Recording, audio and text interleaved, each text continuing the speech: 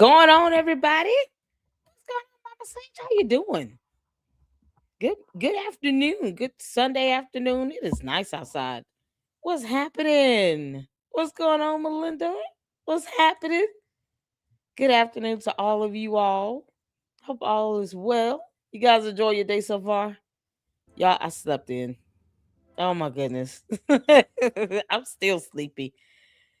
You guys know I was up for almost 2 days straight, pretty much, from having work and then had to do a 12-hour shift on call with the weather. Kids go back to school tomorrow. And it is what it is. Hope everybody's doing well. Hope you guys are staying safe.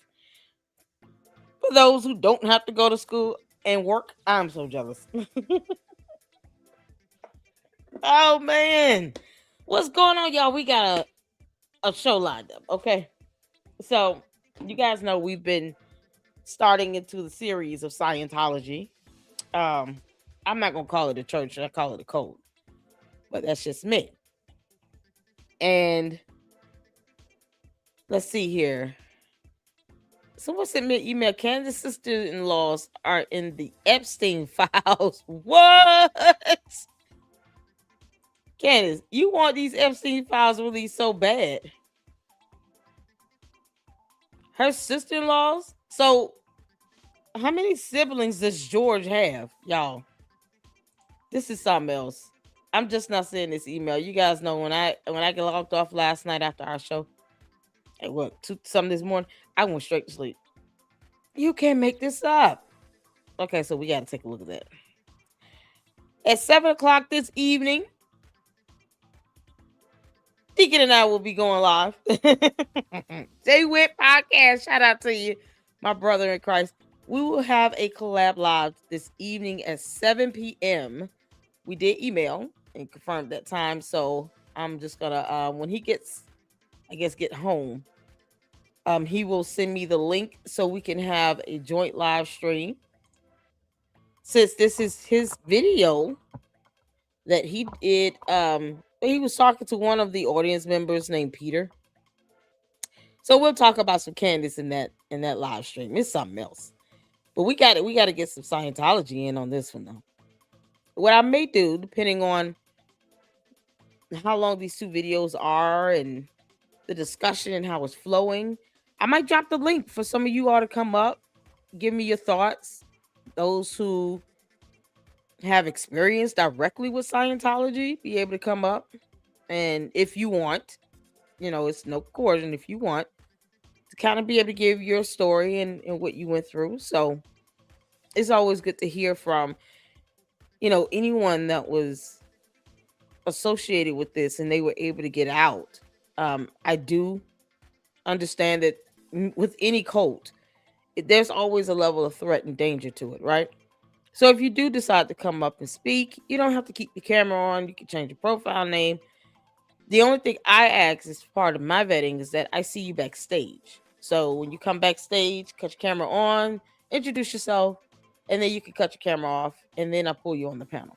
That's just to make sure you are a real person. You are who you say you are. That's for me in my vetting.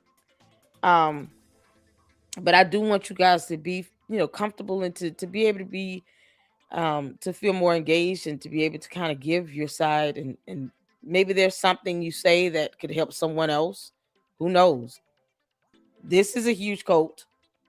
They pretty much have Clearwater, Florida locked down. The police are even afraid of them there. That's how crazy this is. And they're international. So let's see here. I'm going to pull up some information or probably just watch like an intro video about, Scientology in general for those who are new to the channel or new to Scientology. We could get kind of an understanding of their origins, oh Lord, girl.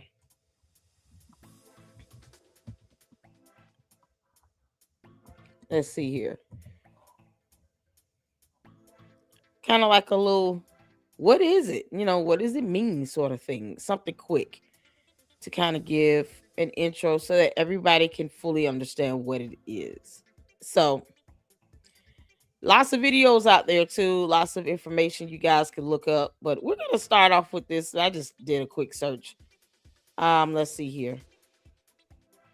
This is Illustrate to Educate. Okay, we'll take a look at this one. Y'all good? I just want to make sure you guys are good. You guys are doing okay. Thank you all so much for tuning in. Make sure you hit that like button as you come in. Engage in the chat. Keep it respectful. There are some people who have actually been through, you know, this cult and they've gotten out. Some that are still in it. So it's just unfortunate. But y'all, what's going on, Mama Sage? Melinda's up in here. We partied too hard last night. I know, honey girl. I'm so tired. Oh, we had a good time. We had a good time. Linda said, "Why?" I'm not sure. You asking why? What? That's nice. I hope you're okay. I hope you. Oh, thank you. I appreciate it. Hey, all. Hey, poetry princess. Hope everybody is warm.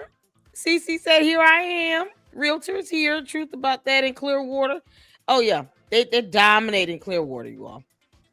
So while I get everything set up, let's take a look at this intro video here. This is from the channel Illustrate to Educate. I'll drop the actual video link in the chat so that people can just have a baseline understanding of it. And let's get to this. You guys put a one in the chat where you can see and hear. Let's go. You might have heard of Scientology, but where did it start and what exactly do they believe in? Hey, it's Dan Zimmerman and welcome back to Illustrate to Educate. In this short video, we'll dive into a detailed explanation of the basics of Scientology, covering its origins, beliefs, texts, practices, and so much more. And if you find this video to be helpful, be sure to like, comment, share, and subscribe. Scientology is a modern religious movement founded by L. Ron Hubbard in the early 1950s. It presents itself as a religion that offers a precise path to self-improvement and spiritual enlightenment, using a structured system of counseling and self-discovery. While some view it as a genuine faith, others criticize it as a commercial enterprise or a cult. Scientology was founded by L. Ron Hubbard, an American science fiction writer and former naval officer. Before establishing Scientology, Hubbard wrote extensively in the science fiction and fantasy genres. In 1950, he published Dianetics, the modern science of mental health, which introduced his theory of the reactive mind, claiming that past traumatic experiences, called engrams, stored in the subconscious negatively affect present behavior. The book became a bestseller and sparked the Dianetics movement, which aimed to help individuals rid themselves of engrams through a process called auditing. After the initial Dianetics movement lost momentum due to financial and organizational struggles, Hubbard refined his ideas and formally founded the Church of Scientology in 1954 in Los Angeles, California. He positioned it as a religion rather than a self-help movement, granting it tax-exempt status and expanding its spiritual claims. Throughout the 1950s and 1960s, Scientology expanded globally, establishing churches and recruiting members. Hubbard developed new teachings, including the operating thetan levels, which claimed to unlock extraordinary spiritual abilities. The organization became highly secretive and controlled, leading to conflicts with governments and ex-members. In the 1970s, Scientology faced legal battles, including Operation Snow White, a covert program where church members infiltrated U.S. government agencies to remove unfavorable information about Scientology. This led to multiple arrests, including the imprisonment of Hubbard's wife, Mary Sue Hubbard.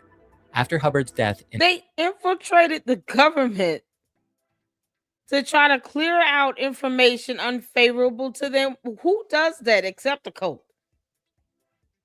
Churches don't do that. Regular churches don't infiltrate the government just because you don't want people to think anything bad about you. I mean, are you serious? I don't know average churches that do stuff like this. They may get like a little favor with the governor or the mayor or something, but they don't infiltrate the government just to go in and remove all unfavorable information about something. Are you kidding me? That's a cult. That is cult-like behavior. They care more about how people perceive them than anything else. What is their mission here? To get people audited all day? I mean, what is the mission? Y'all, this is insane. No church, no real average church goes through that length just to keep their good name out there, I guess. If people think you're bad, they think you're bad. It is what it is.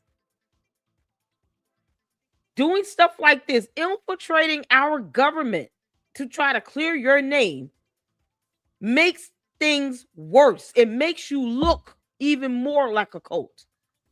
You can't make this up. This is why the government needs to stop cozying up to religious leaders, so people who call themselves religious leaders. Because when stuff like this happens, it's like they don't know what to do with them. But yet, these people who did that, they're not in prison. Because I can't just infiltrate the U.S. government and go in and clear up my credit. I can't just infiltrate the IRS and give myself a $20,000 refund check. I will go to prison for the rest of my life. Why are they not in prison? Y'all, this is insane. Did y'all hear this? I gotta go back. Lord. Oh, on this good Sunday. Okay. Information about Scientology.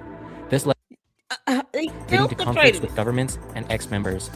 In the 1970s, Scientology faced legal battles, including Operation Snow White, a covert program where church members infiltrated U.S. government agencies to remove unfavorable information about Scientology. This led to multiple arrests, including the imprisonment of Hubbard's wife, Mary Sue Hubbard.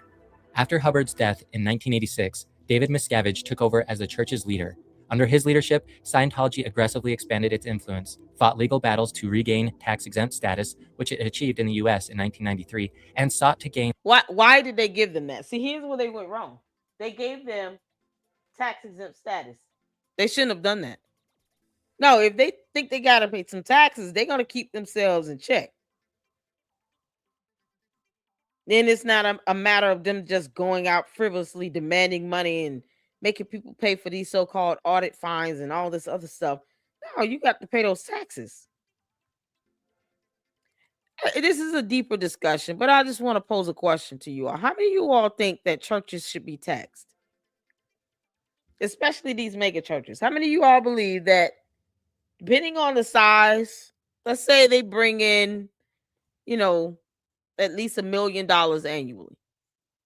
Okay. If a church brings in $1 million a year, do you think they should be taxed? Just put a 1 in the chat if you believe they should be taxed. Put a 2 in the chat if you think they should not be taxed if they're bringing in at least $1 million a year. I'm not trying to go after the little mom and pop churches and stuff where it's like only like 50 members. They're not, unless they have been investigated for doing some criminal activity, PPP loan fraud, something like that. That's one thing. But these churches that are bringing in serious, hardcore cash, if you're bringing in at least $1 million a year in revenue and you have profited that money, do you all believe that they should be taxed? Well, aren't we supposed to have a separation of church and state? Yeah, I'm just, GB says 1. I think they should. I agree with GB. GB has put a 1. He thinks that churches should be taxed if they're at least bringing in and generating a revenue of $1 million a year or more. Melinda said, I think it should be a tier type system. Okay. So if it's tiered, what do you think the minimum amount should be at before they start taxing? I'm just asking a question. I think $1 million, if you have a pretty decent congregation size, and I think about what you're able to keep out of that. Even if you generate $1 million, what do your profits look like? How much of that are you actually able to maintain? If the pastor is starting to make like 6 figures in salary and he's talking about he want a $50 million plane, they definitely should be taxed. Like Creflo Dollar should be paying taxes. All these mega churches, Joel Osteen, all these Kenneth Copeland, all these mega churches, they should definitely be paying taxes.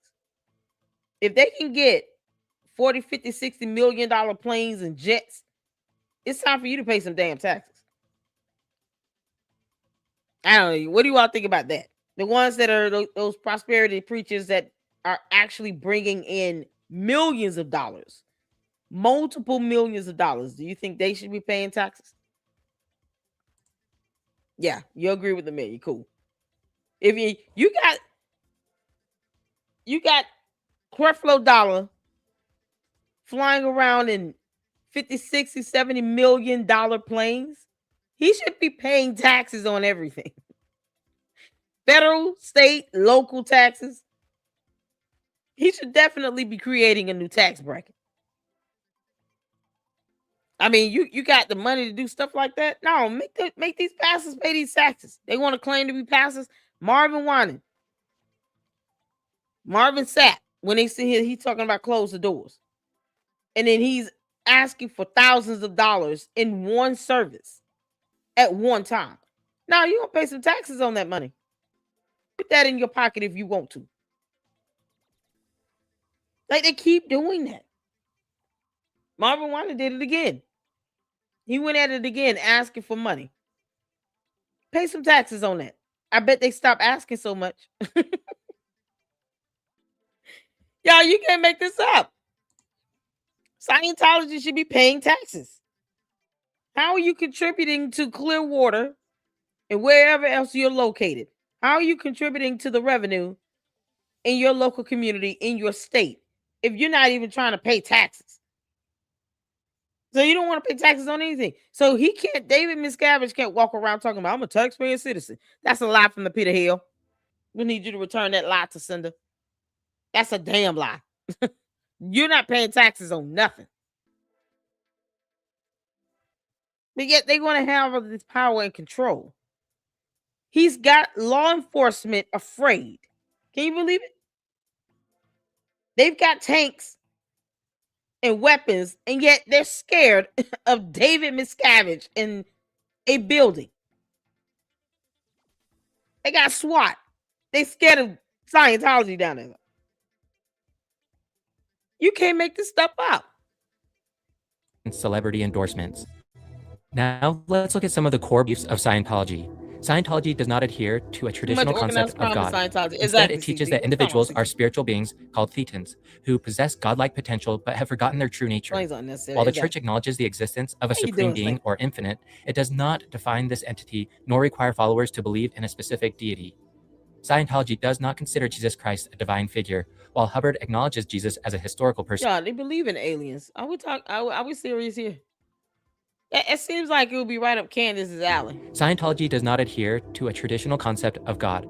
Instead, it teaches that individuals are spiritual beings called thetans, who possess godlike potential but have forgotten their true nature. While the church acknowledges the existence of a supreme being or infinite, it does not define this entity nor require followers. If they forgot their true nature, then how do they know if they're helping people to get back their true nature? These thetans have forgotten their true nature. What is it? They walk around as if they're God on earth? Is that what they believe? They believe that they're God on earth. Y'all see? Possess God-like potential. So David Miscavige believes that he's a God walking on earth. He need his ass whooped. Can't make this up. Cece says she definitely aligns with it. Yep. Yes. So they believe that, hey, Angie, how you doing, honey? I'm going to find the regular screen. Be right back. So they believe that there are many gods walking the earth.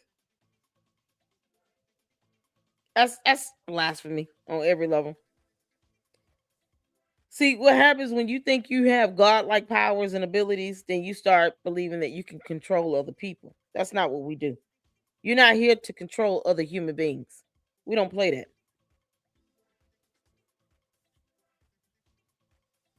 And where is your wife, David? We're still looking for Shelly Miscavige, right? She's still missing. Y'all, you can't make this stuff up. This is what happens when mere mortals and aliens come down to our planet and then believe they have godlike potential. They tell everybody else you've forgotten your true nature, but somehow they think their true nature is to just simply control other human beings. That's not how we do. We have laws. And these same people that think they can control somebody don't pay their bills. David Miscavige is not paying everybody else's mortgage. No one owes him anything. And yet he's got Clearwater, Florida on lock. For what? You can't make this up. To believe in a specific deity. Scientology does not consider Jesus Christ a divine figure. While Hubbard acknowledges Jesus as a historical person, he dismissed Christian teachings as part of implanted false memories that were used to control people in past lives. They were, GB. Some Scientology texts even suggest that Jesus was an inferior spiritual figure compared to Hubbard's insights. See? Scientology teaches that humans are immortal spiritual beings called thetans who have lived through countless past lives, even on other planets. Thetans are trapped in MEST, matter, energy, space, and time, and must undergo spiritual awakening to reclaim their power. The church's goal is to help thetans free themselves from their limitations through auditing and spiritual advancement. Next, let's look at sacred texts and teachings. Scientology's key teachings come from the writings and lectures of L. Ron Hubbard, which include, number 1, Dianetics, the modern science of mental health, the foundational book explaining the reactive mind and how auditing can remove engrams. 2, Scientology, A History of Man, which describes past life experiences and concepts of thetans. 3, The Creation of Human Ability, which details auditing techniques. 4, Advanced Operating Thetan Materials, secret writings only available to high-level Scientologists. One of the most infamous teachings is the Xenu story, where Hubbard claimed that 75 million years ago, a galactic ruler named Xenu sent billions of beings to Earth, then called Tijiak. He killed them with hydrogen bombs and trapped their spirits. These spirits, called body thetans, now attach to humans and cause mental and emotional problems. Most of these teachings are only revealed to members after they pay for years of expensive courses. Next, let's look at some of the main practices of Scientology. Auditing is the central practice of Scientology, similar to counseling, but structured as a question and answer session. A trained Scientologist, known as an auditor, helps a participant recall past traumas using an e-meter or an electropsychometer, a device that allegedly measures electrical responses in the body. The goal is to remove negative engrams and achieve a state called clear, where a person is free from subconscious limits. So they believe in electrotherapy. What is it? Electrotherapy treatment? Where they shocking people to see if something happens, and if it doesn't work, then what? They keep shocking them. So I just did a quick Google search about Shelly Miscavige, right? It says here Shelly is alive and safe. Shelly Miscavige, the wife of Scientology leader David Miscavige, has been missing since August 2007, despite numerous inquiries and reports, including a missing persons report filed by Leah Remini. The LAPD confirmed that Shelly is alive and safe. The church has maintained that she is living a private life and has not been publicly seen since her disappearance. It's 2026. She's been missing for almost 20 years. No one's seen her in the public for almost 20 years. How did LAPD confirm this? They produced no evidence on this? Seriously. Have they produced any evidence to prove that?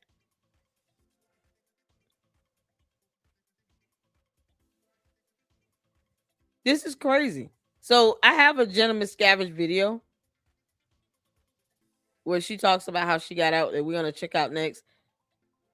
But from what they're saying here, the LAPD confirmed that she is alive and safe, but she still hasn't been seen. Why won't he let people see her? Am I missing something here? How do you confirm someone's alive and safe, but yet no one is still able to lay eyes on her? I know, right?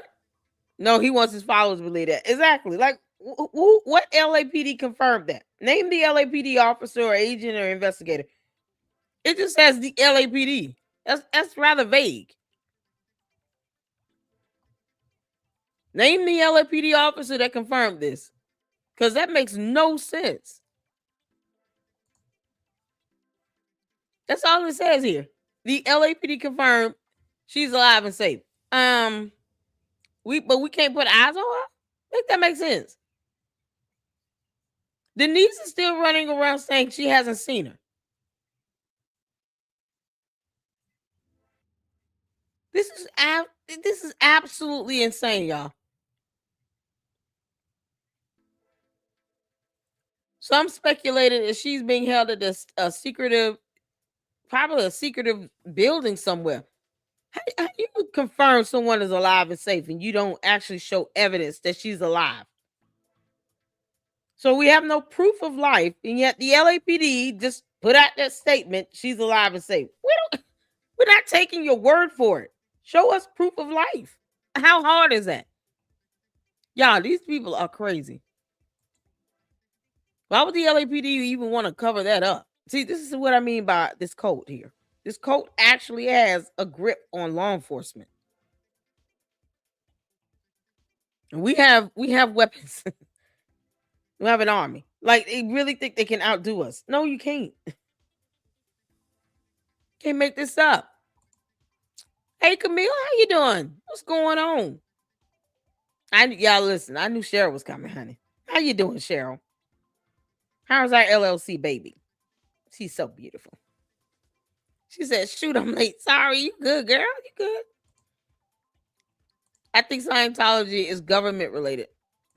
They've infiltrated the government in the past, which is what that video explained, to try to purge out negative things said about it, because they seem to care more about what people think of them than showing proof of life of Shelly Miscavige. Like, they would rather infiltrate our government, leading to prison time, just to keep an image up, but not give proof of life of one person. Make that make sense? Oh my God, y'all. Cheryl said, no, it's just a fake electrical meter. Easy to beat. Auditing is basically a recorded confession of all your past regressions or thoughts. Currently, there's a 12-year-old auditor. What? A 12-year-old is auditing someone? A 12-year-old. Y'all, what does that sound like? You're sitting down telling somebody about all your past transgressions. Doesn't it sound like Catholicism? Isn't that what Catholics do when they go and to confession? People think that L. Ron Hubbard came up with something new and inventive. No, he didn't. He took the basics of Catholicism and then anything related to aliens and put it together. And now you got Scientology. That's what Catholics do, right? They go to confession, they sit behind a wall, talk to a priest, and then they tell that priest everything they've done wrong. Hold on, Melinda says, for my take on the auditing, it's like a polygraph test. They use these records as a form of blackmail too. Oh yeah. If you're giving them all your past transgressions, that means you're telling them information. Even if it's not true, then you can be called a liar, right? But they're going to use it against you. See, it's manipulation. Why are you sitting there making people do that if the only intent of doing that is to use it as blackmail? I'm not going to tell you nothing. I'm going to sit there and say, I don't remember my past life. I don't know what I did yesterday. Good luck to proving it. You can make this stuff up. What's wrong with these people? Just says, Edie met a woman in a coffee shop, took prints, no pics, prints were splotched. That's it. What? And they said that's Shelly Miscavige. That's how they confirmed it. Some random woman with splotched fingerprints. We didn't see that person though. They didn't take a photo, no nothing. Y'all, you can't make this up. So the LAPD is just being stuck on stupid. LAPD, you all have a SWAT team. Are you really scared of Scientology? Why we gotta be some punks again? I don't see how letting a cult take over parts of U.S. soil should be something that we are in agreement with. No. He don't want to abide by our laws, then you kick his ass out. What we doing? We got whole U.S. armed forces. We sitting here scared of Scientology? What the fuck for? You can't make this stuff up. Living it up in the Hotel California. GB said, give him money to tell you that you are damned with evil, and he will fix you by giving up to him all your secrets, life stories, so he has control over you. Exactly. Exactly. As you said, I missed the video. I was late too. I'm sorry. No, you didn't miss anything. We're still in the middle of it. But I'm pausing it because I want you all to see that some of the elements that's being said here, it sounds like it stems from Catholicism. And then this electrotherapy shock treatment they're doing here. This is ridiculous. If people are willing to just tell you what's going on, they don't need to have an electroshock therapy treatment. That's not clearing them of anything. You just pumping electricity through their body. These are coming from people, though, who have not fully studied science. Can't make this up. Neither of them have a degree in science. They have no idea what this is doing to the human body at all. They don't even care. You can't make this up, man. But David Miscavige is not being electroshocked anywhere. Somebody to sit him down and make him go through some electroshock therapy treatment. Just shock his behind for about a good hour straight and see what happens. Record it and put it on video. Limitations. Scientologists advance through a structured... Let me go back a little bit. Main practices of Scientology. Auditing is the central practice of Scientology, similar to counseling, but structured as a question and answer session.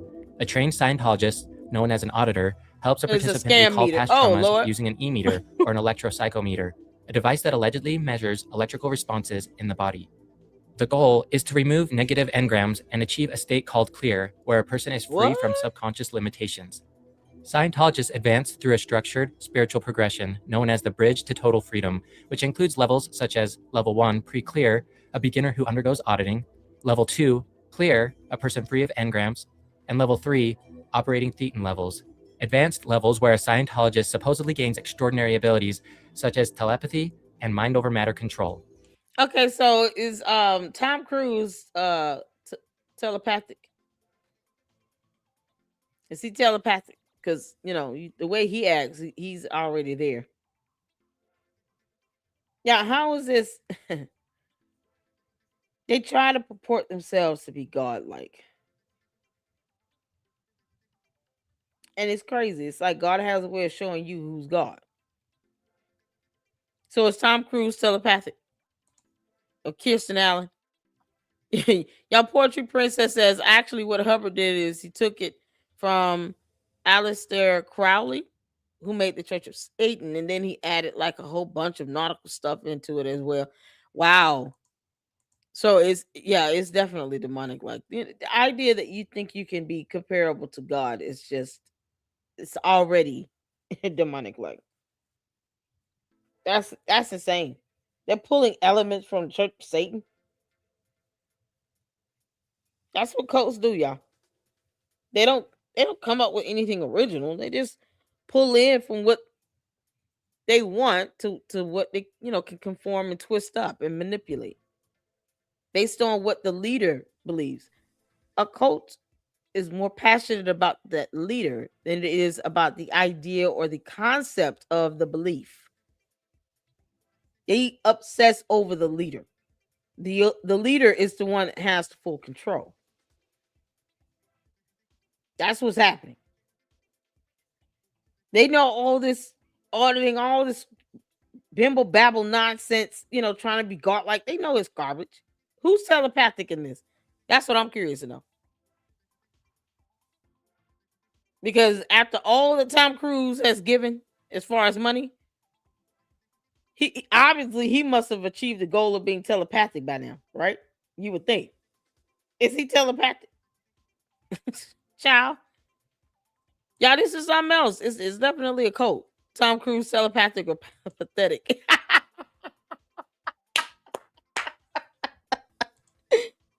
He's more pathetic than telepathic. Because that's so crazy. This is why I said cults don't care about the belief. They only care about the leader and what the leader says and does.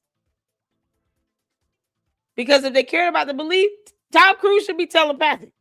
He should be able to elevate himself off the ground just naturally, I guess. You know why he can't do that? Because he's not God.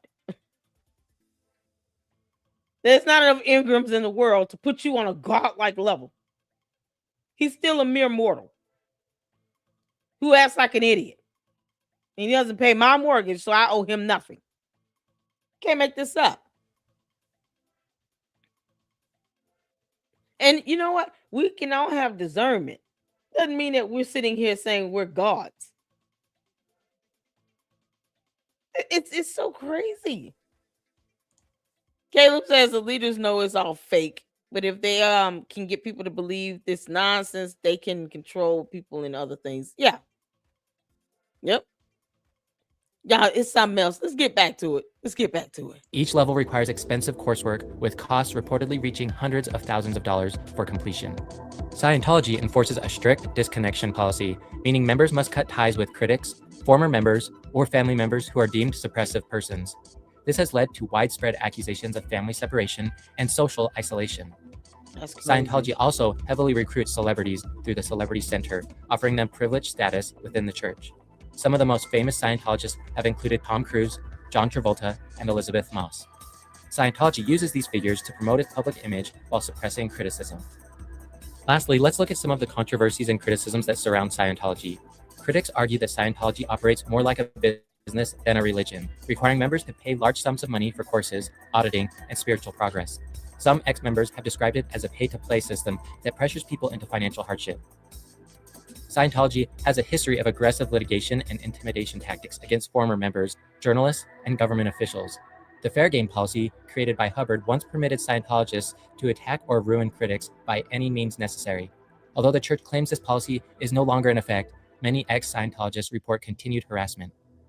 Numerous former members have accused the church of abusive practices, including forced labor in the Sea Organization, a religious order within Scientology where members sign billion-year contracts and work under extreme conditions.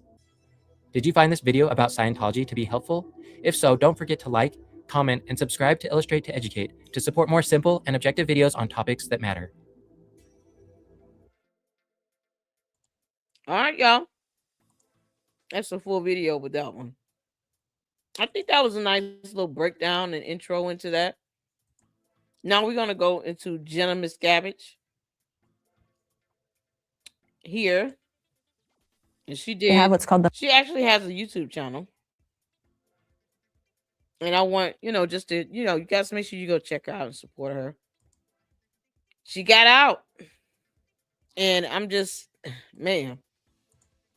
Like I said, my heart goes out to those who are in it that want to get out of it and they can't. Yeah, they have forced labor, Caleb. Yeah, forced labor.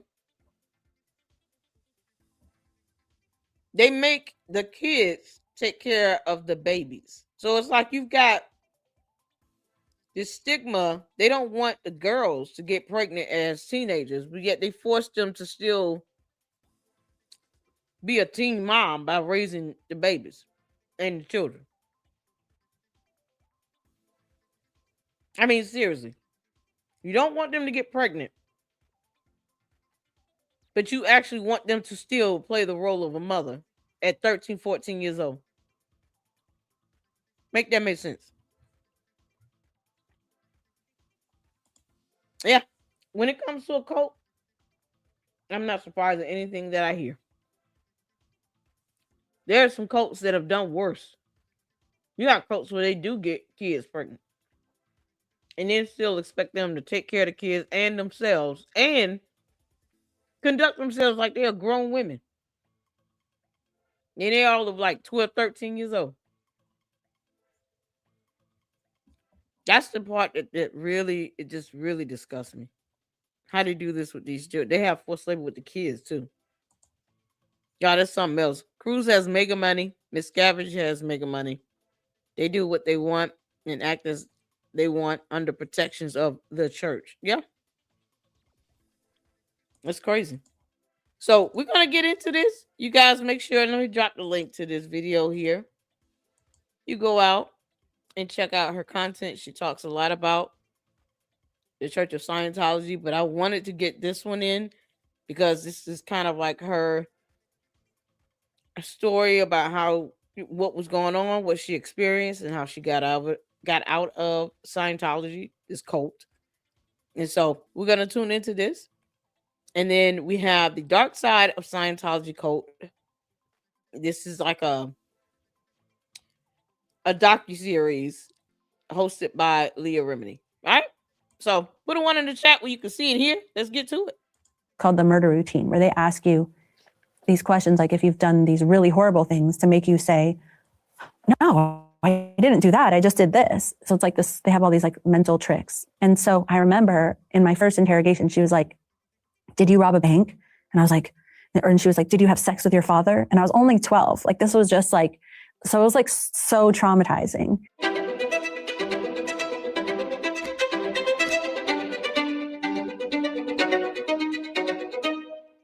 When you were younger, what was the first time that you became, I suppose, aware that you were a member of the Church of Scientology?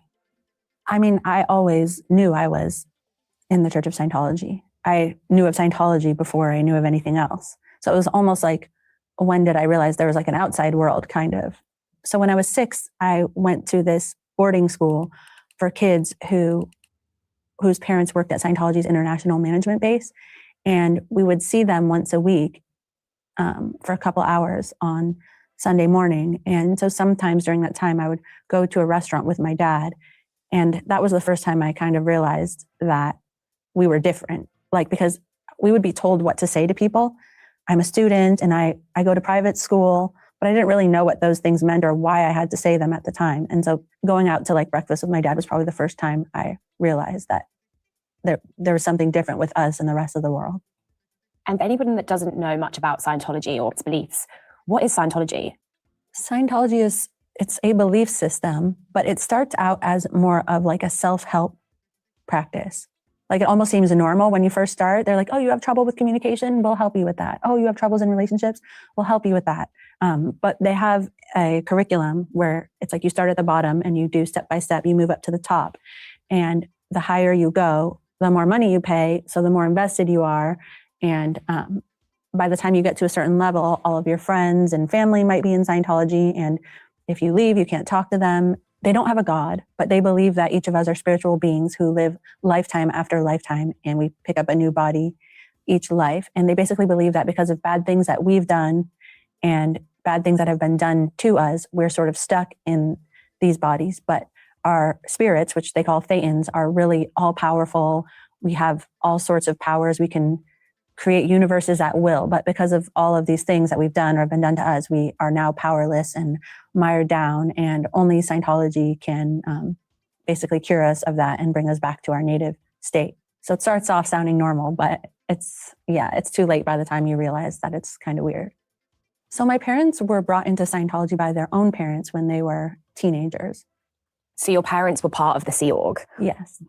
The Sea Org is Scientology's most dedicated group, where people sign 1 billion year contracts, basically dedicating their soul lifetime after lifetime to Scientology because they believe you come back again. Basically, they work like 140-hour weeks. They have military style uniforms. They live communally. They eat communally. Yeah, so it's like a very insulated world. And they basically are the management for Scientology. I guess people respect Sea Org members because they're dedicating their whole life and essentially their eternity to helping people. And so, they're looked at as making like the ultimate sacrifice for the well-being of mankind. And what explanation did your parents give you for kind of not being around day to day? Well, the explanation was that they were working and they were doing the most important job in the planet, which was like saving people. But it wasn't like they had been around and then they stopped being around. So there was very little explanation needed too, because them not being there was completely normal to me. But I think like biologically, I didn't like it. But I was essentially trained from a really young age to just shove all feelings like that down or just like suck it up and just deal with it. But I remember there was one time that like one of the teachers at the school, like she punched me in the face. And I remember I told my mom, and I was debating if I should tell her or not. What? And I finally just did. Hold on. She just got punched in the face? A grown woman punched a child in the face? Y'all hear this? Ooh, child. Oh, GB said that's a $10 super. Thank you. This is the most bizarre church we all know of. I call it a cult.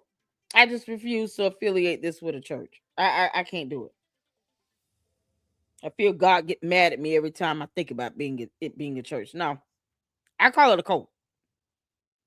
The George is here. Thank you for the $10 super. Shout out to you, GB. I appreciate you. Thank you for your generosity here, supporting me here in the LLC. You guys are awesome. Shout out to all my mods in here. Thank you all so much for tuning in, by the way. I know this might be a hard topic, hard situation. You're going to hear some crazy things. That's just the tip of the iceberg. But I just cannot imagine a grown adult punching a child in the face. What child? And you punch my child in the face? No, I'm whooping you. You're going to have to run for me. I'm going to give you a head start. I'm going to count to 3. I'm going to let you get as far as you think you're going to get. And then I'm coming for you. Are you kidding me? She got punched in the face. Oh, my good Lord.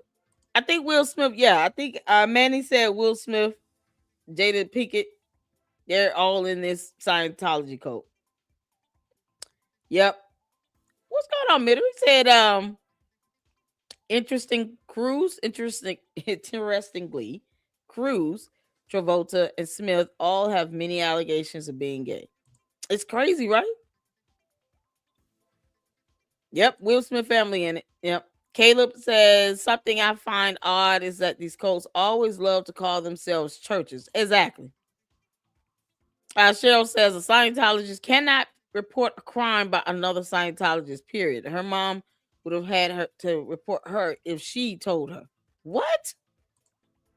So they just want you to be abused and keep it all inside the cult. Yeah, look, Scientology is a cult that does not have an army. That's what bothers me. And then somehow they've taken over Clearwater. I mean, this girl got punched in the face. It's not even what child.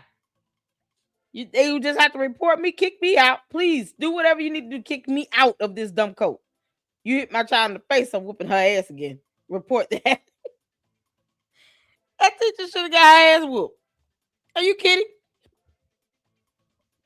Oh my goodness. She was lucky to go to school. Most are put to work. Wow, yeah, because she's the niece of David Miscavige. This is Jenna Miscavige, the niece of David Miscavige. So there has to be a lot of nepotism and some favorable treatment given to those who are related to David Miscavige. I mean, it's not all that great because look how they're treating his own wife. Like he treats his own wife like crap. She's alive and safe. It's been 20 years and no one still has seen her. But the LAPD thinks that's okay.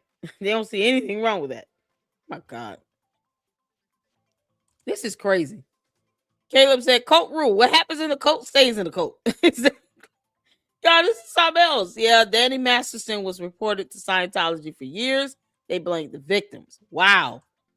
Is he? Danny Masterson, is he deceased? Is he still alive? Or is he in jail? I can't remember. Yeah, it's definitely sus. Check out Will Smith and Gay Rumors with Dwayne Martin, plus the latest, the violinist boy. Y'all, they are catching these celebrities are getting sued. Tyler Perry's got another lawsuit now? So he's got 2 lawsuits total from 2 different men. I saw that come. I just, oh God. In Clearwater, they do have a lot of Christian protesters outside their buildings all the time. Good. Because they're a cult and they should not be taking over the government to where law enforcement is afraid of them. They don't even want to go on their property to arrest someone. So an entire murder can occur inside of this blue building of Scientology in Clearwater, and the police will be scared to go in. They wouldn't care about solving the murder. They'll be more scared and upset about going near the building. Like, forget a life is lost. That's how scared they have law enforcement down there in Clearwater. You can't make this up. Cheryl says, also, children in Scientology aren't children. They are adults in little bodies. Oh, yeah. Hence why they have these kids, these teen girls, raising and taking care of babies and stuff. They really do treat them like adults. But then you got a teacher punching the child in the face. So if she were to punch her back, I mean, you got a little adult punching a big adult back in the face. They're so hypocritical in that cult. I guarantee you they would have punished her if she would have punched that teacher back. But if you're going to treat her like an adult, then let her be able to fight and defend herself, right? See, it's the hypocrisy for me from this dumb cult that just boils my blood. You can't make this up. Big Blue is in LA. It's an old hospital. Which one is in the Clearwater? What color building is that? I got the color wrong. I apologize. Which color is the building in Florida? Isn't that where the Sea Org is or something? I thought it was blue. It's not blue. Is it yellow? Middle says Scientology personnel getting paid pennies work for these big celebrities. Yeah. One thing I like about Leah Remini, she became a celebrity, and then that's what Scientology wanted to be all over her neck. I would have told them then, y'all can kiss my ass. I'm not studying none of y'all. Y'all kick me out. Bye. I ain't coming back. They would have had to be mad for many, many years about me.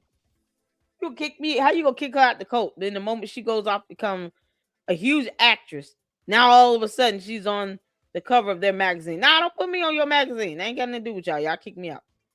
Yeah, this is so crazy. Sea Org is in Clearwater. What color is that building? Is it tan? It's got like a yellowish tannish hue. Gotcha. Thank you so much for clearing that up. I appreciate that. I think it is a yellow color. Last I saw pics. Okay, cool. So the blue one is in LA. The yellow tannish one is in Clearwater.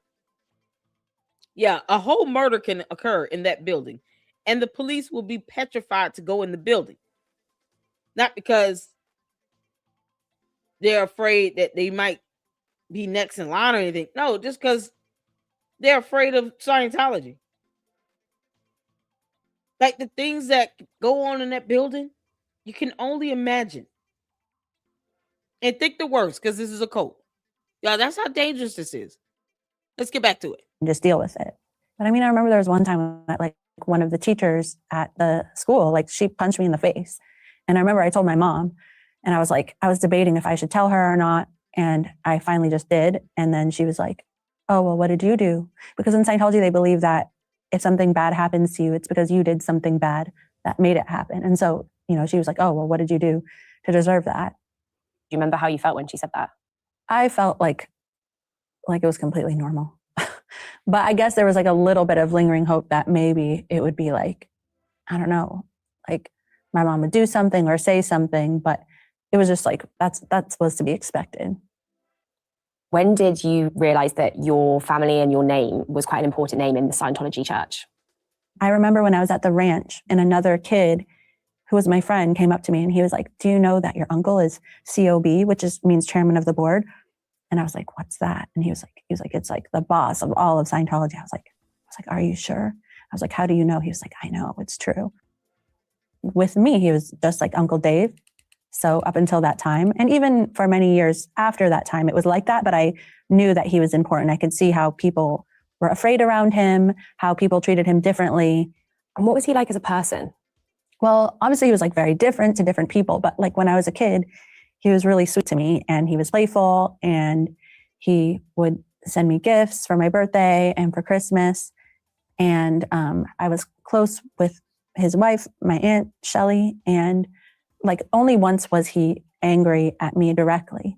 But obviously I knew things that happened, like when he would meet people, they would mess up, they would get sent to the RPF, which is like sort of like in the Sea Org, it's like the highest punishment you can get, where you have to wear all black. You can't speak unless spoken to. You have to run everywhere you go. And then you have to spend 5 hours a day getting intensive interrogation. And then the rest of the time you do heavy manual labor. So, people after speaking to him and doing something like not bad at all, they would just get assigned to the RPF, or I would hear him yelling at people from down the hallway, or, you know, I would know that people were in trouble with him. So I knew that he was scary a little bit, but he didn't act that way towards me. And how much power does the leader of Scientology have? Total power. Tell me about the first time you became aware of the billion-year contracts. When I was 7 years old, there were some adults who came from the international management base, and we were all asked to stand in a line, and it would lead to this table. And these adults were like decked out in their military style uniforms. You know, they had like bars and campaign bars and lanyards and a hat. And they were basically asking each of us to sign the 1 billion year contract. I remember them explaining it briefly, and I was like, okay. I was like, sounds good. Because I was just like, that's what my parents had done.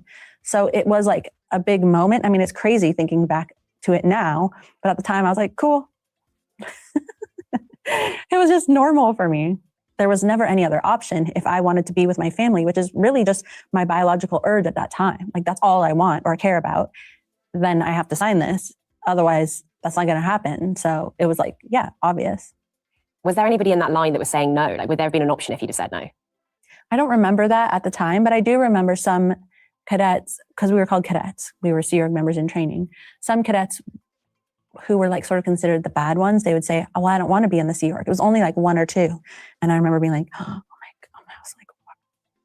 I was like, that's horrible. Why would they say that? And they were sort of like isolated, and they would be in trouble, and they would have to do like extra heavy labor. And even sometimes we'd be forbidden to talk to them. And then they always wound up being like, okay, I'm going to stay. And then they would do amends. So it was almost like, even if I ever thought I didn't want to stay there, which I didn't really think until I was older, but I was like, oh, I'd be an idiot to say it, because all that happens is you get in trouble and then you come back. There's nowhere to go, you know, unless you have family on the outside, which I guess some people do, but I didn't. And what kind of education did you receive when you were at the ranch? When I first got to the ranch, there wasn't any schooling. We had what were called check sheets, which was just like a list that was like, read this. And then it was like, we had to do like 30 plus hours a week of manual labor. And we were told that basically because we had a place to sleep and food to eat, that we had to exchange. We had to give as much, if not more, than we were being given. And that's why we had to work, because if we didn't give back, if we just got things for free, then we would become criminals. And only criminals get things for free. We weren't allowed to have what's called like human emotion and reaction. They called it HENR for short, or they had many terms that essentially meant human emotion and reaction. Like, you can't have case on post, which means like doing your job. You can't be in your emotions. And so it was always like, okay, if you were being whiny or dramatic or even getting angry, it was like, that's not okay. You're going to get in trouble for it, and it's just not worth it. And they would also put us on the e-meter, like do an e-meter check in the classroom, where they would ask if we went past any words we didn't understand. What is an e-meter, and how does the Church of Scientology use them? So an e-meter, it's short for electropsychometer. And basically it's like this device, which has like a needle on it, which moves. And then it's attached through like a cord to 2 cans that you hold. And basically it puts a tiny current of electricity through one side, goes through here, and then back into the e-meter. And then the needle registers what's going on. Basically, they believe that it also, that this current can basically be influenced by what's going on in your mind. It influences this current. And so if you ask a question, like, have you done anything bad? If the needle reacts instantly, then it means, yes, you've done something bad. So it's sort of like a lie detector. It's like they ask questions and they see if you're telling the truth on the e-meter. And they use it for interrogations, but they also use it for other like... Okay, so she just said, if this ask if you're bad, it's going to give you back an answer saying, yes, you were bad. But this isn't connected to some advanced computer system that has, preloaded data in it to determine whether or not you're lying. So, I mean, it's someone manipulating this machine, obviously, right? Am I understanding this correctly? This thing has the ability to react instantly. If you ask a question, hold on, let me go back to here, because she's basically saying that it lacks any technology to even operate on an advanced level to be able to determine whether or not you're lying or telling the truth. So the only way it works is someone sitting there manipulating it. Influenced by what's going on in your mind. it influences this current. And so if you ask a question, like, have you done anything bad? If the needle reacts instantly, then it means, yes, you've done something bad. So it's sort of like a lie detector. How does it do that? It's like they ask questions and they see if you're... See, here's the thing. Lie detectors are based upon like physiological reactions such as your heartbeat, heart rate, breathing patterns. You have the analyst sitting there looking at your blinking rate. They're listening for vocal pattern changes like your tone, your volume. If you're coming in, let's say I go into a lie detector test and I'm talking like this, very proper, very dainty like. And then they ask me something and I've been speaking like this for 15 minutes. If this is not my normal talking pattern, my normal dialect, my normal accent, my normal tone and pace in which I speak, and they ask me something that irritates me a little bit, guess what? If I answer yes, they're going to say, oh, that's a change. She's been talking like this for 15 minutes. We asked her this particular question, and it triggers her. And her response was, yes. Now you see how the volume, the tone, all of that changes. It shifts. That's a part of that physiological reaction. She's just saying it comes from brain waves. What I hear. Something with the head. Y'all look at this. It looks like a car battery.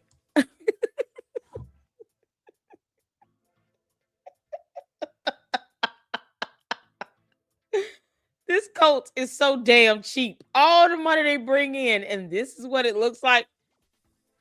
They can't even try to fake the funk by actually have real analysts to come in and do a lie detector test. Why are they using this? Just go get a lie detector test done and get someone to come in and do it right. Y'all look at this. This is insane. Oh my God. Nobody's trained to conduct a lie detector test. I had to go back. Yeah, I was laughing.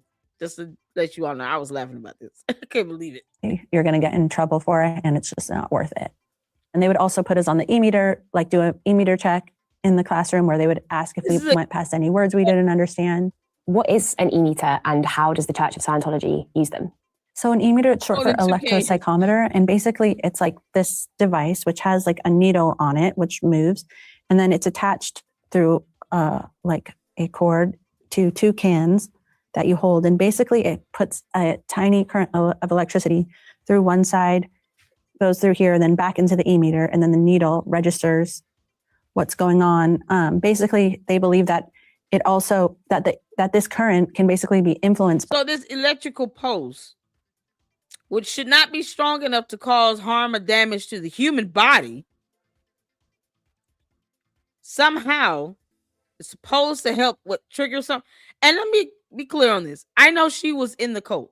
I'm not attacking her. I'm laughing at that machine and how this cult, Scientology, the David Miscavige, all these people that are coming up with this nonsense think that somehow this stuff is effective when they can just get someone to come in and actually conduct a lie detector test. Real licensed technicians that can actually do an analysis and conduct a lie detector test. Like, if you're going to infiltrate the government, why not just at least contract with some of these law enforcement departments and have them come in and just conduct the lie detector test? They're going to lie either way. The LAPD don't mind lying on behalf of Scientology about a whole woman who has not been seen for 20 years. When I get law enforcement to come in, whomever they use to contract with to do these lie detector tests, let them do the polygraph. This is madness. How do they know what that electrical current is actually doing to the human body? They're not doctors. They have no way to determine that. They can't tell what vital organs could be damaged along the way with this electrical current coming through your body. This is insane. Holding two metal green bean cans. It does not shock you. She said it goes through the body. Did I hear that right? She said this electrical current goes through the body. Hold on. I'm not saying it like shocks her like that, but I still wouldn't want any electricity just flowing through my body like this that a machine can pick up. And the expectation is it's supposed to be strong enough to trigger something. Yeah, these two cans. And it's supposed to help you remember, trigger memories, all these things. Like that's insane. These two cans you hold, they look like Pepsi cans. You know, the little those little new age Fango Coca-Cola, Pepsi-Cola type cans now. Except without the paint. Who knows? It could be filled with soda. Oh my God, I could go on about this. And basically it puts a tiny current of electricity through one side, goes through here, and then back into the e-meter, and then the needle registers what's going on. Basically, they believe that it also, that this current can basically be influenced by what's going on in your mind. It influences this current. And so if you ask a question, like, have you done anything bad? If the needle reacts instantly, then it means, yes, you've done something bad. So it's sort of like a lie detector. It's like they ask questions and they see if you're telling the truth on the e-meter. And they use it for interrogations, but they also use it for other, like... Okay, did they say that it gives you an opportunity to answer? If you're asked a question, are you able to answer it? Or is she saying, based on this electrical current, when they ask it, your thoughts, I guess, is going to trigger that machine to do something. Like if you have any brain activity, who knows? It could be like your brain activity helping you to pass gas, but they're going to take that as, oh, you must have done something wrong. Like, no, it's my brain telling my body to pass gas.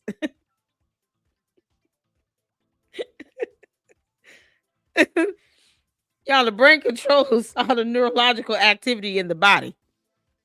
So if you need to pass gas, if you need to poot, okay, your brain is sending signals down to that area of the body to help this gas move along so you can poot. This machine is going to register that brain activity where it's telling your body to poot as if you're answering the question. Am I hearing that correct?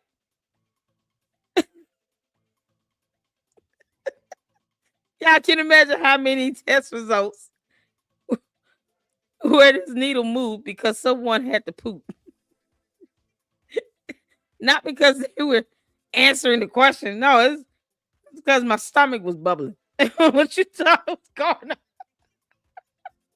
Influenced by what's going on in your mind. It influences this current. And so if you ask a question, like, have you done anything bad? If the needle reacts instantly, then it means, yes, you've done something bad. So it's sort of like a lie detector. It's like they ask questions and they ask you a question. So if you ask a question,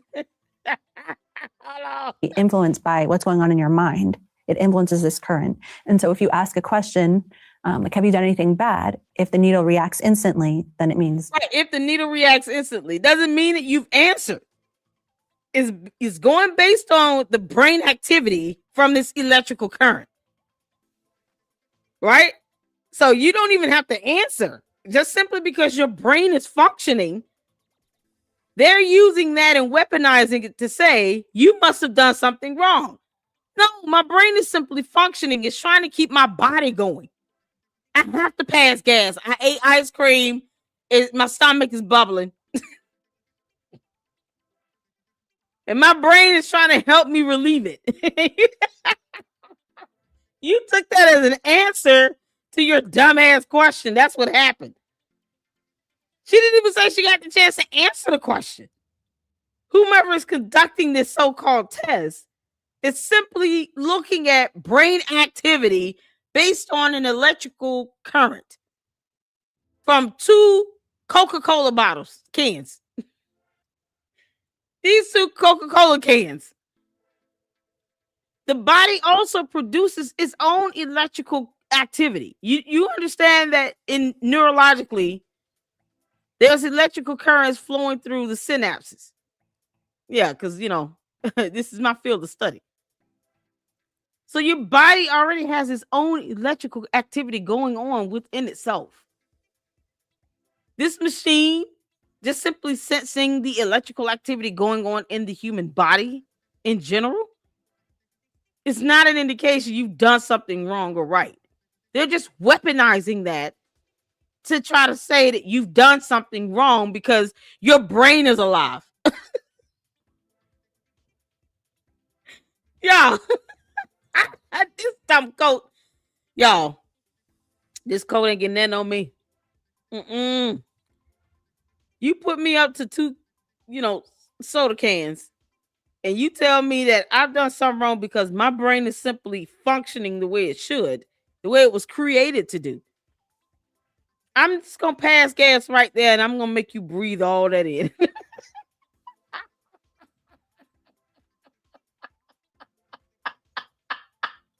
Y'all, what would they do if you start getting gassy? Can you imagine that? Like somebody get in there and they get super nervous and they just start farting all over the place. And then it stink. That person conducting that test, they're going to say, well, you know what? I think we've got all we need. We're good. We're good. Just go ahead and go back to your headquarters. We're fine. Maybe you've done something wrong. Maybe you didn't. But I know I need fresh air.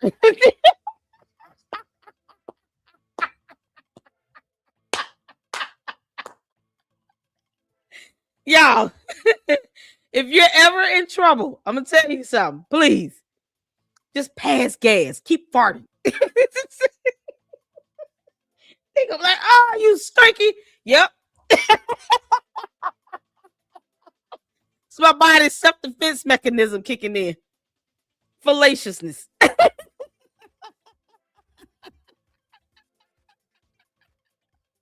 Yeah, let me well wait. I had that rude. Just shit myself.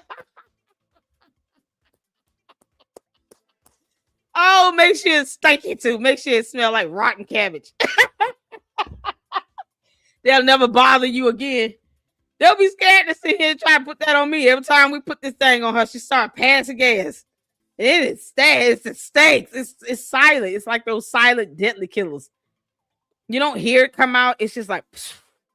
And then next thing you know, you get the smell, and it's like, oh Lord, get in my room.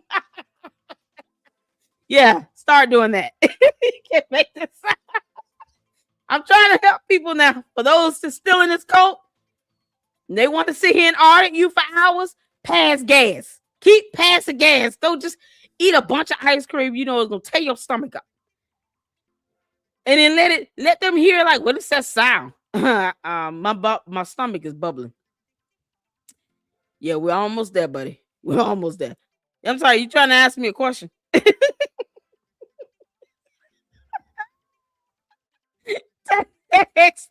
Where you go? Let your body do the work, okay? Just tell them it's part of my fight or flight response, okay? Everybody's fight or flight response isn't the same. My fight or flight response includes me passing gas like hell and it stinks. It's my natural mechanism, okay? Yeah, the sheriff said the amount of beans and rice they fed those kids definitely produced gas. See, there you go. There you go, Cheryl. You throw in some sour cream, a little lettuce, tomatoes, some chicken, and make a burrito. Boy, they go in there and just have a field day. Pass all the gas. They will never, ever want to interrogate you again. They'd be so mad. Every time they leave here, it smells like funky sour corn chips and 3-day-old cabbage and sour milk. Where do they eat it? No, you Lady Luck Club, you need a cleansing. Yeah. No, I just need you to stop bringing me in here. Me and my body are going to defend myself at all costs. That means if you got to smell me for 2 hours, you're going to smell me. Oh, they would be so pissed off for me. Y'all, let's get back to it. Yes, you've done something bad. So it's sort of like a lie detector. It's like they ask questions and they see if you're telling the truth on the e-meter. And they use it for interrogations, but they also use it for other like Scientology counseling things. And what kind of questions would you be asked in an interrogation? I mean, they would ask, anything from like, have you stolen anything? Were you unproductive? Did you flirt with anybody? Did you have sex before you were married? Like I remember the first interrogation that I got. Wow. I didn't really know the procedure. And so they just started out asking me if I had done anything bad. And I was like, nope. I was just like, shout out to my mom. Shout out to all of you all. Thank y'all so much for tuning in. Hit that like button. Hit that like button. You got to try to laugh a little bit, This is already horrible to think the things that they put people through in this cult. Boy, I would get the biggest revenge on them ever. Just go in there and take a poop. Why would I say yes? And then they do this thing where if you say no, they have what's called the murder routine, where they ask you these questions, like if you've done these really horrible things, to make you say, no, I didn't do that. I just did this. So it's like this, they have all these like mental tricks. And so I remember in my first interrogation, she was like, did you rob a bank? And I was like, and she was like, did you have sex with your father? And I was only 12. Like this was just like, so it was like so traumatizing. And that was just like my first introduction to them. And then after that, that type of thing just became normal. How many times were you interrogated whilst you were in the Church of Scientology? I mean, like at least 25 times. But interrogations last a long time. Like it's not a one-day thing. It's something that takes like months or minimally weeks to get through. Because they ask you a question, like they'll say, did you do something bad? And if it doesn't read, but your needle doesn't float, they'll be like, on the question, have you done something bad? Has anything been suppressed? On the question, have you done anything bad? Has anything been invalidated? And they have like this whole list of things that they keep checking until your needle floats on that question. And then at the end of every session, they ask you a series of questions that are like, have you deliberately tried to influence the E-meter? Was there another question I should have asked you that I didn't ask? And you have to have your needle float on all those questions. So it's very intensive. It's not just like a one-day thing. It goes on for weeks. And sometimes like in a single day, I would be in the room for like 9 hours. And they had a video camera there. And even sometimes they had like a headset on where someone would be telling them what to do or what to ask while I was in the interrogation. Why do they do that? They believe that people leave and speak badly about Scientology because they have done bad things to Scientology. And in order to feel better about themselves, they now need to belittle Scientology by saying bad things. And so basically, they do it for their own safety and protection. It's like if you have more things to hide, then they consider that you'll do more bad things towards Scientology. And then I also think they do it to keep you in line. It's like you don't want that to happen to you, so you'll be as good as possible. What was the impact on you as a child growing up in that environment? It sort of created an environment where you knew that nobody ever had your back. Like you had to figure it out for yourself. And even asking for help is like it was pointless. Like it was just asking for more trouble or like you always, so in Scientology, they have like where if somebody is doing something bad or not working fast enough or hard enough, you have to write reports on each other. They have what's called knowledge reports. And you know that if you go to anybody, they're just going to report you. So it's almost like you have friends, but you have no real friends. You have parents, but they're not really your parents. And so it's just sort of like distrusting environment. And you're sort of being required to be an adult, even though you're a little kid. And you kind of know that nobody's going to like protect you if anything bad happens. When I was 12, I joined the Sea Org in Clearwater, Florida. So I was moved away from my parents in California. And then 3,000 miles away across the country, I was brought to Clearwater. I remember arriving at the airport and there was no one there to pick me up. And up until this point, like I was never around people who were not Scientologists. So all of a sudden I was at the airport by myself. Nobody was there to pick me up and it was scary. And then I was just put into a room with a bunch of other girls. The plan was sort of unclear, but I was put into a Sea Org uniform, which was just like blue. It had epaulets. It had like a little tie. And I was just told I was in the Sea Org and that I was in training to go back to the international base. So basically I spent my entire day studying Scientology.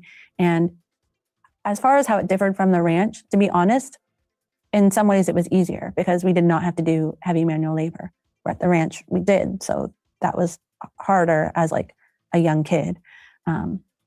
So in Clearwater, it was more just studying all day. And whilst you were at Clearwater, how often did you see your family? So while I was in Clearwater, I saw my dad twice. In fact, like I was forbidden to call him directly from my Aunt Shelley, who was my uncle, David Miscavige's assistant. She said I wasn't allowed to call my dad. And so I would even like try to call my parents, and I would be like held down by security and several other women. And there was no way for me to be in contact with them that wouldn't go through Scientology. Like I could write them a letter, but all of those letters are checked, and they go through Scientology's mail pack.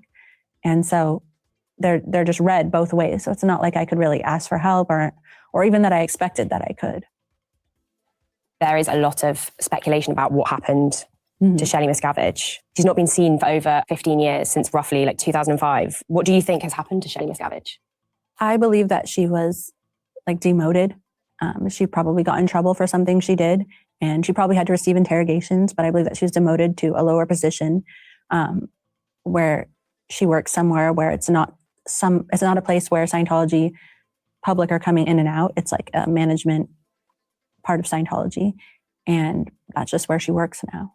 She's really no more or less missing than anybody else who's in Scientology and who can't really have contact with outsiders and is just working on a billion-year contract and working, 150-hour weeks and just slaving away.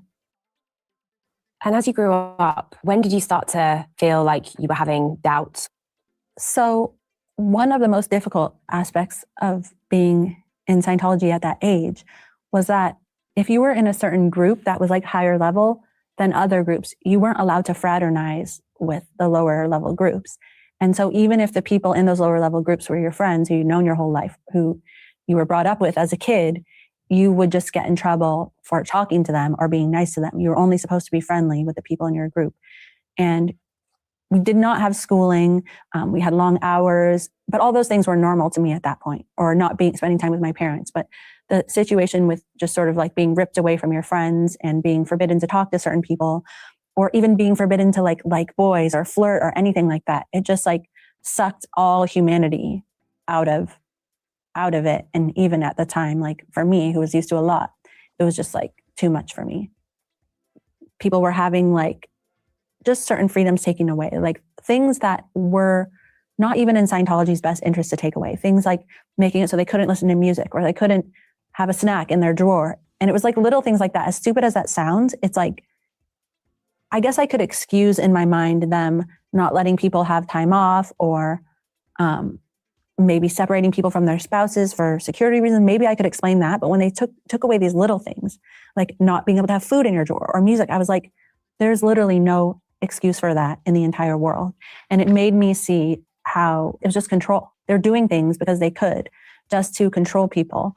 I also tried to like continue to trick myself, and I couldn't anymore. At one point, when they were trying to separate me from, at the time it was my fiance, because we had sex before we were married, which was forbidden, I was just like at my lowest. And I literally like hung myself outside of the window on the 5th floor of a building on Hollywood Boulevard. And I was like, if you don't tell me where my fiance is, then I'll let go.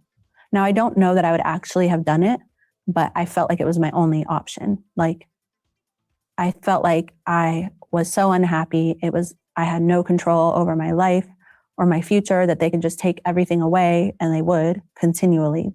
They wouldn't leave me alone. I mean, it was extra interrogation, extra bad treatment because of my family. Like, I couldn't stand it. I couldn't keep my mouth shut, and I had to get out of there. And then how did you come to leave? The truth is that I think that what finally caused me to leave was being physically mature enough. Like, I was 21, and when you're a kid, you just like believe adults and you listen and you try not to get in trouble. And I think that just at that point, I was like, no, I see what I see, and it's what I think it is. And so I was just like, I can't be here anymore. I can't take it. Like, it's just too abusive. And what was the process like for you to leave, Jenna? So when you leave the Sea Org, you have to get an interrogation, which usually involves months of heavy labor as well. But so they said, okay, you can leave. You have to get your interrogation. But by this point, I was so tired of being kept in a room. I had tried to escape the room many times. They chased me down the street after trying to hold me in the room for hours. And I just like couldn't do it anymore. I couldn't put myself through the mental process. But my husband at the time, he said that he wanted to leave with me. And so he was sort of slowly like withdrawing or being shady or not coming home and sort of changing his tune, saying, well, I might not go with you, even though it was like kind of his idea to want to leave too. And it finally came to a point where I was just going to leave without him. They tried to have me sign like this contract that was like, if you speak publicly badly about Scientology, you'll pay us millions of dollars per instance. And I just like shredded it up in front of their face. They tried to have me do more interrogations. I said, I just can't anymore. And so I was going to leave without my husband, and we were at the air. So at first they forbade him even to take me to the airport. They said, no, she just needs to get a taxi and get out of here. And he sort of like was like, no, I love her. I'm going to take her to the airport. This is the last time I'm ever going to see her. I was like, okay, if you will come with me, if I stay and get my interrogation, then I'll stay. We were both crying. It was like the last time we're ever going to see each other. He basically told me that they had been speaking with him about me behind my back for weeks and telling and threatening him. And when I wouldn't do my interrogation, they sort of basically started talking to him and convincing him that he couldn't leave, and otherwise he would never get to speak to his parents or his family again, who were Scientologists, and that he had to deal with me and make me get my interrogation, blackmail or here. else he would never be able to. You can't speak to your family again. The blackmail here is off the chart. If you don't do what we say, you can't speak to your family, your friends, nothing. That's extortion. It's bribery. You might not be getting any money out of it, but you're telling them that they can't see their own family again. Who the hell are you talking to? Like, that would have been my question. I would have the United States Army come and bulldoze this whole building down if you're telling me I can't see my family. Keep playing with me. But that's absolute madness. Look how they try to mind control people with this. By telling them they can't see their family. If you got to make that type of threat, that means you have nothing of value. If you got to sit here and make a threat to say, if you don't do what I say, I'm going to keep you from seeing your family. Well, why would you need to make that type of threat if you feel like you're doing something right? Just let the person go. If they want out, leave them alone and let them go. They don't have a problem kicking someone out. So why are they sitting here telling someone they can't see their family if you don't do what I say? Kick rocks. And I have all of SWAT take down this entire building. I don't care what I got to tell them. Like, this is insane. Yeah, man, this is something else.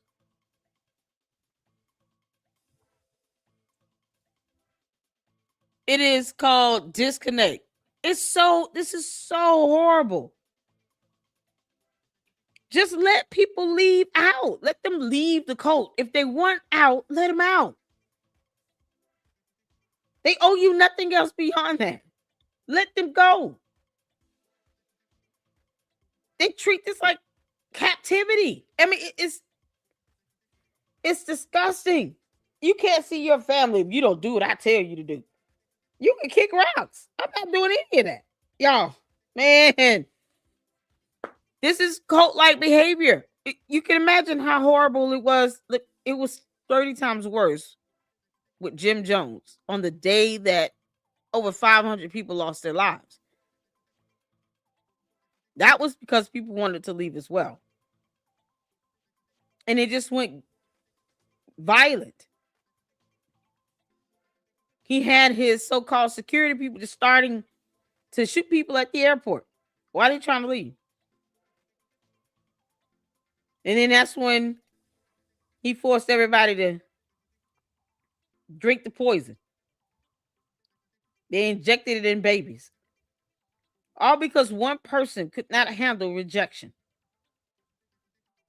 Couldn't handle the fact that people didn't want to be in his cult. People wanted to leave. Let them go. There's 7-8 people on a plane. He still had over 500 more.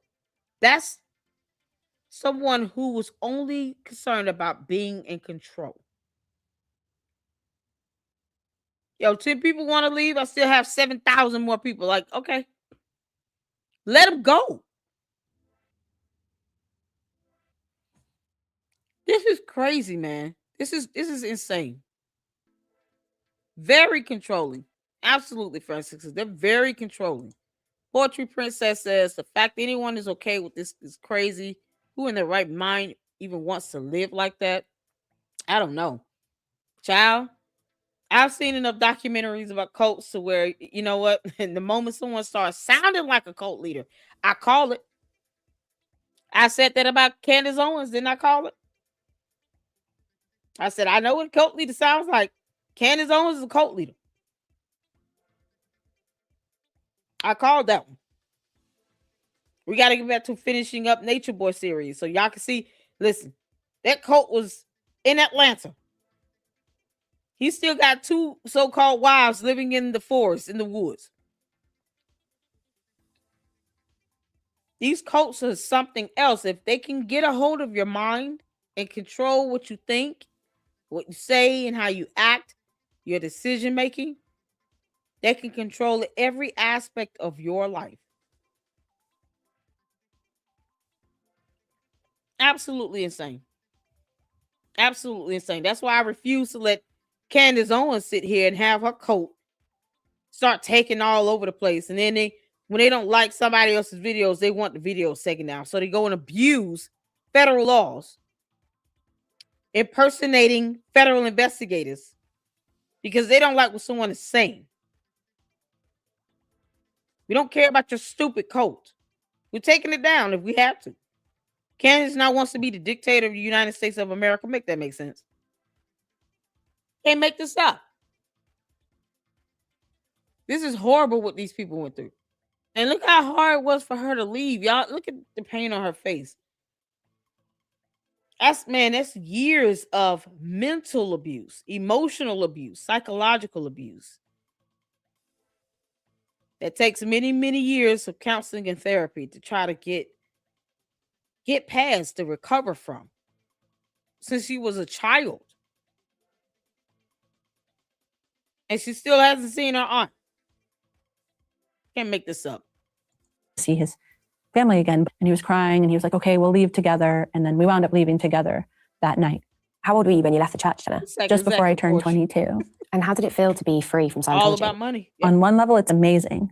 But part of what people don't talk about is that when you leave, it is hard. I didn't know how to drive. I didn't know how to cook. I felt like I'd never gone grocery shopping. I felt like just being normal or just even picking out my clothes every day was like hard, but it wasn't as hard as being in Scientology. It was better, but it also meant losing everybody who I ever knew. And it was also hard because Scientology was having us followed. They were private investigators. They were talking to my in-laws, putting pressure on them to make us go back to Scientology and do some of their procedures, a lot of pressure to the point where they wouldn't leave us alone. So it's like you're sort of trading all of this for your freedom, which is scary and amazing.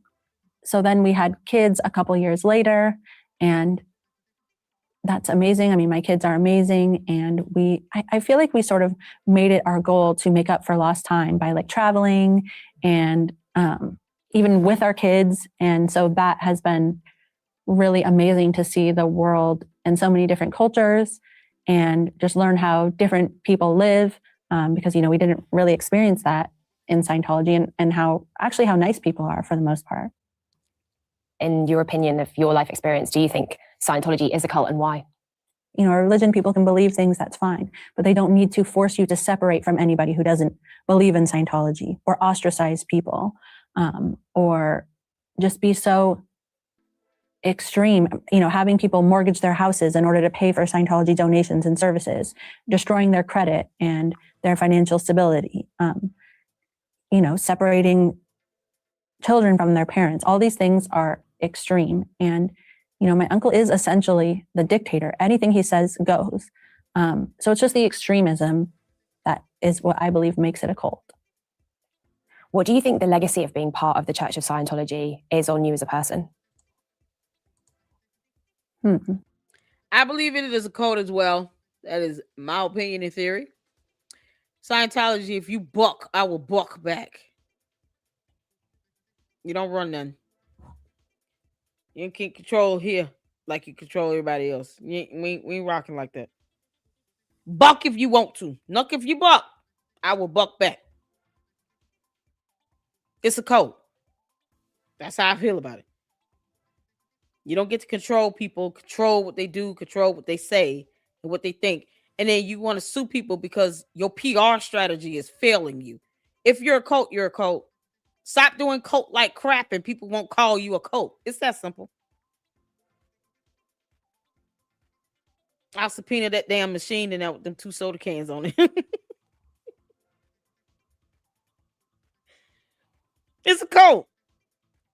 They're trying to control people, keep people from leaving. Let people go. People leave churches all the time. People go from one church to another church in the same month. They'll go to one church on one Sunday. Next Sunday, they'll be at another church. Next Sunday, they'll be at another church. You think those pastors are going to these people that are church hopping talking about, if you leave us, then, you can't see your family anymore. Who are you talking to? Let me tell you something. That's the same concept. They want to consider themselves a church. You telling somebody they can't leave this church or else they won't see their family. That's no different than people church hopping, going to 3 and 4 different churches in a month. And then the pastors and the deacons coming at them talking about, if you leave this church, you can't see your family anymore. We'll keep your family from you. They will get their ass whooped. Then you have family show up and be like, all right, we'll catch y'all deacons outside by your car. What time is service over?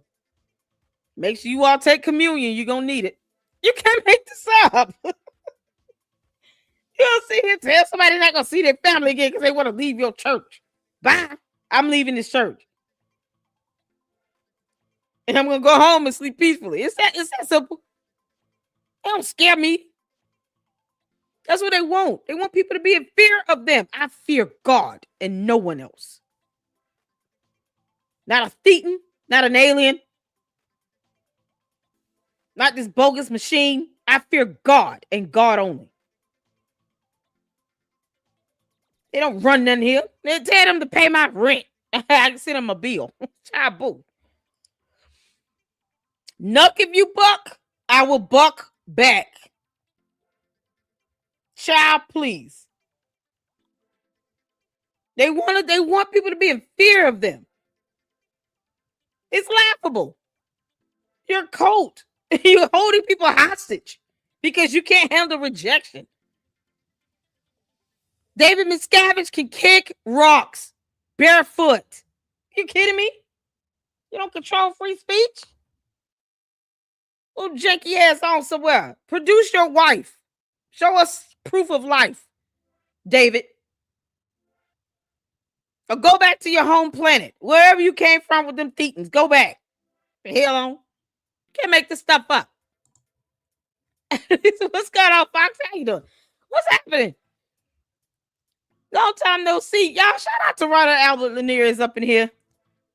Can I get one of the mods to drop his YouTube channel link in the chat? He's also got Substack. You guys should check out. Read his articles, his reviews. We've had him here in the LLC a couple times. Yes, we are going to have to schedule you to come back. Lots of things to catch up on. Oh, my goodness. Between Umar, Rashad Ritchie, his degree mill, and, he's another one like to sue everybody. They don't get to control First Amendment rights and free speech. Not in the United States of America. David Miscavige and Rashad Ritchie, y'all can both kick rocks hand in hand. Child boo. He'll be all right. He got to have to get over it. All these years, David Miscavige has walked this earth, and he's still upset when someone said something about him because his feelings are hurt. Child, please. He don't want to come in my neighborhood. What you said, Ghost wouldn't want me because I be cussing him out every second. Y'all. Oh, man. What's going on right now, Albert in there? How you doing, honey? Just because this lady would be considered to be an SP, supreme suppressive person in that belief system. Let's see. Francisca said, apart from the block, Hebrews never been approached. Kids are treated as young adults instead of children. Fran said, hit the like button.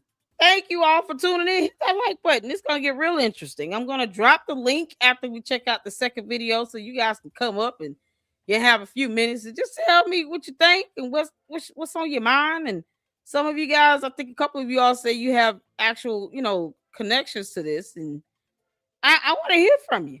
I want to hear from you. So once this ends and then we have the second video, then I'm dropping that link and you guys are gonna come up and talk about it. That's why I'm not pausing too much, because I want to give time for that so that you guys can engage and come on up and give me your thoughts, man. And let me know how you feel and what's on your mind. If you've got connections, if you want to talk about it and disclose any information, that's fine. If not, I understand. But David Miscavige he's not God. So, God has a way of showing you who's God. David, this is not what you want. I'm not what you want, punk. I'm not what you want. Child, please. He won't last 2 minutes in my neighborhood. You can't make this up. Ryder says, Sherry, those guys play hardball both online and offline. They are no joke. Yeah, they do that. They want to scare people. They want to scare people. And then they abuse laws. But they still want to occupy our country and not care about our rights. Protect the free speech and expression. Child. People need to stop being afraid of them. See, here's the thing. If he believes he's God and you can make God bleed or, hurt his feelings, people cease to believe in him. The way he continues to get people to believe in him is to try to control and manipulate. To have people in fear. That doesn't rock me at all. He's completely insignificant in the grand scheme of my life. And as for me and my house, we serve the Lord. David Miscavige doesn't run this. He doesn't. And those who do say something, they try to silence them and shut them down before other people start picking it up. You don't run that in here. He has no power on my platform. He's not God. He can go worship Satan all day. He's not God. So they can kick rocks. I'm just saying.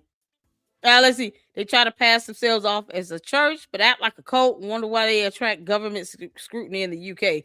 Exactly. They don't have a PR strategy. They have an attack strategy. Fair game. I hear you. Let's see. Caleb says, and how is a church supposed to do that unless most of their family attends that church? Exactly. See, that's what Scientology is. It's like they get the whole family in, and then they try to keep you from your family. And then if you're staying on their base in their compounds, then they can control and restrict who you see. It would be a lot. I guess it would be harder to do if you don't stay there. But then again, these people spend more of their time either trying to audit someone or stalk someone. They spend a lot of their time doing that. I don't care about celebrities who wanted to be in a cult. They would have to get themselves out of it. But when people want to leave, they have thousands more in the cult. Let the people leave. You got 10 people want to leave, and you still trying to hold on to those 10. Why you still got millions all over the world? Let the 10 people go. You've got millions more still kissing your butt. So let the 10 go. Like the idea that you can't see your family. I'm peas and carrots here. What are you doing? People coming up missing. Y'all, it's almost an insult to our intelligence. The fact that Shelly Miscavige has not been seen in the public view for 20 years, but the LAPD is talking about we can confirm she's alive and safe. How? And no one dares to ask them how. How did you do that? If you laid eyes on her, what makes us believe that you're telling us the truth? Who has to believe that you laid eyes on her if you can't show us a photo or a video? No one's obligated to believe them. And in any other situation, they would have to provide evidence. Why are they so scared of this Scientology thing? Why are they so afraid of them? Scientology want to be bullies, they can go be bullies somewhere else. I don't understand why they're still here in the U.S. Why don't they just go buy some land in another continent, go to Greenland, and then you can start your own little country. Go take your coat to Greenland, and then you can have your own laws and rules. You don't have to worry about our U.S. Constitution getting in your way. Make that make sense. They don't want to abide by our laws and rules here in our nation. Go create your own. Wouldn't that be easier to do? Why live here in the U.S.? They made enough money to where they could take that whole thing to Greenland. Who owns Greenland? It's covered in ice. Who owns Greenland? They could just go on to Greenland, go occupy Greenland, and get on somewhere and start their own little thing there. And come up with their own laws and rules and regulations. If they decide to be their own country, the U.S. will not be bothered with them. You can't make this up. Let's see here. Writer says, thanks, appreciate the shout out. I'm currently starting a media tour tomorrow during Oscar season and award season. Talking film, keeping busy. Shout out to you. Y'all, is Oscars here already? Good grief. Fran says, up until 2013, they couldn't get married in their churches in the UK. Wow. Caleb says, sadly, cults will probably claim freedom of religion as though that legitimizes them. Yeah. GB says people have given their entire finances, assets, and time off their lives to this cult. I'm sure most wouldn't know how to get out, which is unfortunate. It's unfortunate because they embed themselves into it, invest themselves into it to where they feel like they're going to lose something. But let me tell you something. Sometimes you have to lose to win. You're talking about something materialistic like some money. That doesn't pay. Listen, there's no comparison you could have over freedom. Being free in your life, being able to move how you want, live where you want, do what you want. No amount of money can pay for that. You understand? There's no amount of money you can ever say you're going to miss out on that can compensate for that freedom. You want freedom before that, all that money. You can always go out and make money again. Get free. You'll have the best sleep you've ever had in your life, knowing now you don't have to look over your shoulders so you can be left complete alone. But when the bully think they have the power, they continue to terrorize and be the bully. You put the bully down in his place, and you remind the bully that they bleed red blood like everybody else. So maybe the Thetans bleed purple blood. Who knows? Then they start understanding the power can dwindle. If people conduct themselves as if they're afraid of them, and I'm talking about people online, independent journalists and reporters, people who have done content about this, if you start acting like you're scared of them, they'll continue to have the power and be the bully. They don't like freedom of speech and expression, they can get their asses on up out of here. Why do words hurt them? That's my thing. Look how cowardly it is to sit here and to try to shut down somebody because you don't like what they're saying. Who cares? You're supposed to have more confidence in it, right? You're afraid of some words because they hurt your feelings. Heck, child, please. Produce Shelly Miscavige. How about that? If they get the power to feel like they can just shut down people online, if people embolden them to think that, they'll keep doing it. When people start standing up and start reminding them that they don't have to live here in our country and abide by our laws, particularly the First Amendment, then they'll probably start packing up and going to Greenland. Who owns Greenland? I am curious about that. Denmark still administers Greenland. Oh, okay. Well, they can go buy Greenland from Denmark. Good luck to that. They got the money. And then they can take their whole operation to Greenland. All the people in Scientology can go move to Greenland. And then the ones that want to stay, they get to stay and live in peace. Yeah, it's so crazy. Cults are insidious. What's going on, Monica? How you doing? Cults are so insidious and evil. I will never understand how people get sucked in. It is harder to understand, why they stay or go back. That to me I think is the hardest part.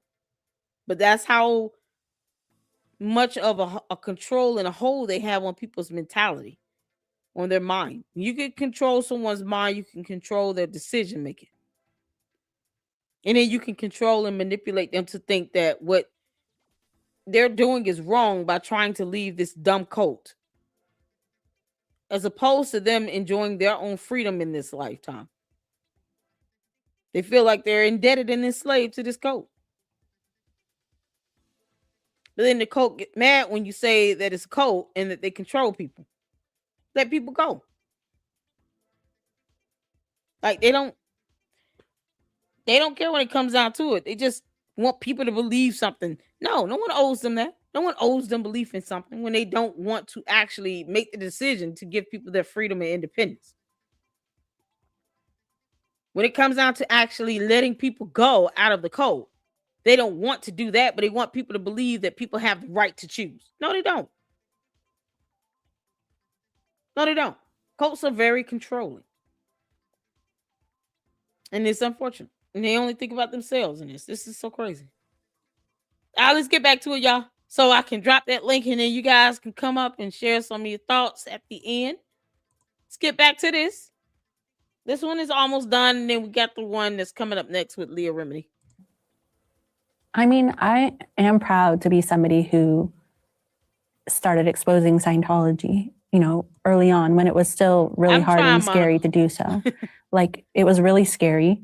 And, you would hear that they would sue people into oblivion. I mean, they would try to separate us from our families.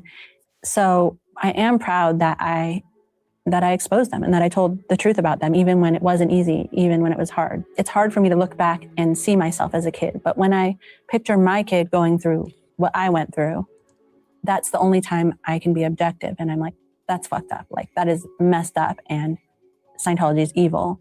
And people need to know about this. That's what sort of motivates me.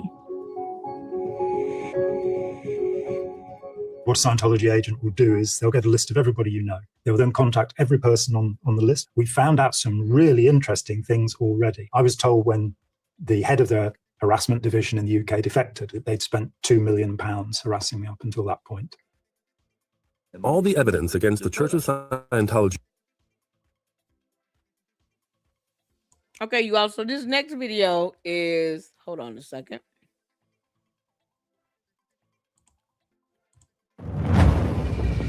Pause. This one is called The Dark Side of the Scientology Cult Endeavor documentary.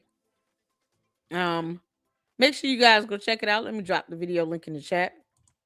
And this one is hosted by, or there's a portion where Leah Remini comes in and asks questions and kind of give her thoughts on it. But let's get to this one, you all. I haven't seen it all. I've seen some of it, but I haven't seen it all. But I wanted to sit down and watch it with you guys so y'all can understand other people's perspectives and how many documentaries are out here regarding Scientology. There's so many videos about it. Let's get to it.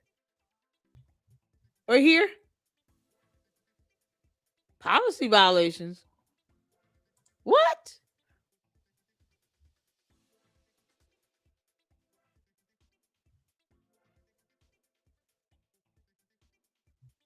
Y'all, this is something else. This is not copyrighted. Are you kidding me? Oh my God.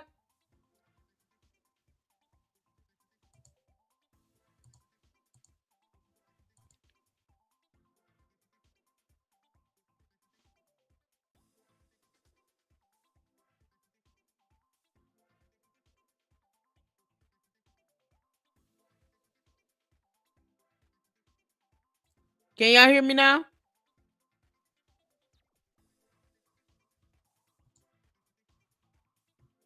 This is not copyrighted. That video was not copyrighted.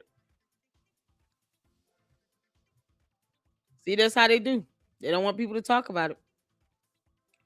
We're going to keep talking about it. They can kick rocks. Y'all, you can't make this up.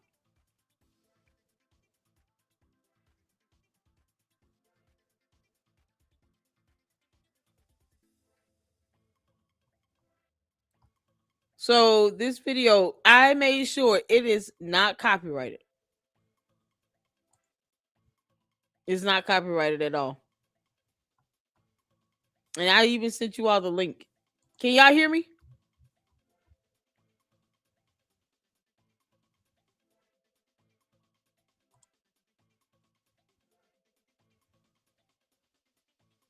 Child, can y'all hear me? Y'all can hear me? I just refreshed.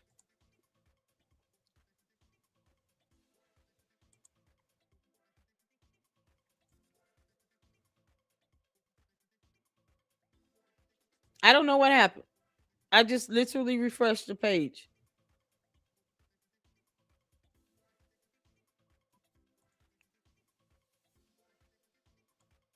Okay, can y'all see? Here?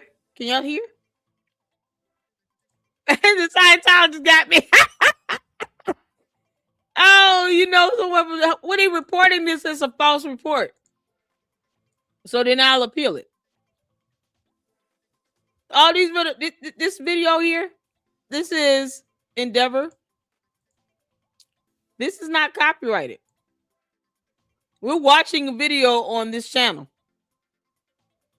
Funny how the video is up itself. The video we're watching is up. Y'all see this? Endeavor, this channel. This video is up. So if this video is up and not copyrighted, why are they taking out my stream from this video that's still up? This video is still up. We're just watching the video and reacting to it. You can't make this stuff up. It still says I'm live. That's what I'm saying. What is going on?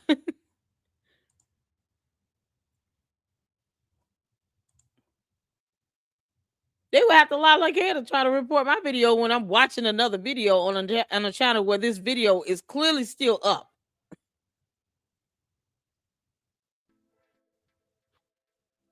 I didn't see anything about this being copyrighted at all.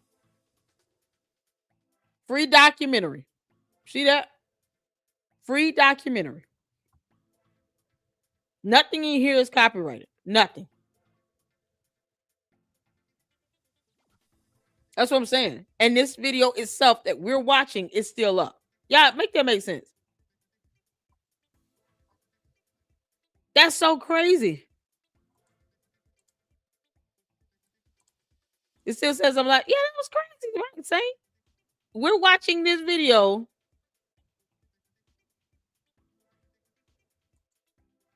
That's still up and running. So if anybody want to report anything, you think they will report the actual video, not my stream where we're watching this video. That's a free documentary that is not copyrighted. Y'all, this is crazy.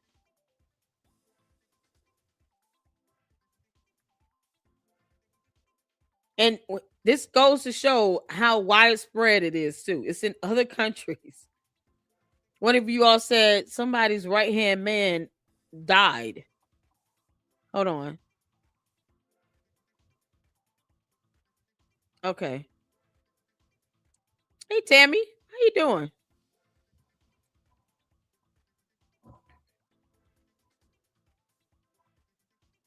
Is YouTube run by Scientologists? So how much did y'all miss? Yeah, that was insane. My internet is fine. No copyright, nothing. Exactly. Who will report? That's what I'm saying. How they gonna report this? They will have to lie like hell to YouTube. Even when you all said someone that was speaking had died, he was the right-hand man.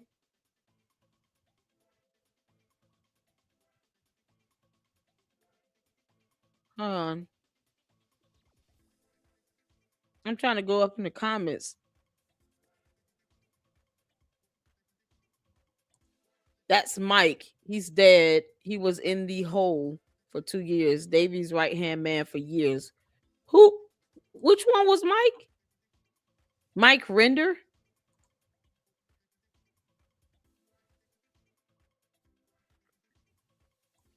Is that Mike Render with the black shirt on here?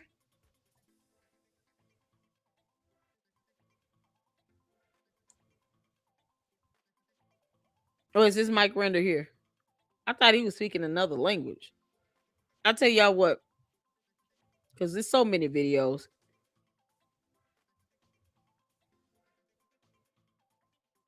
Let me see. I want to do a Leah Remini.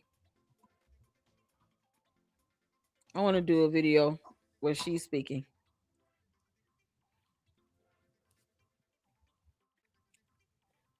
Not a super long one, but something that, you know.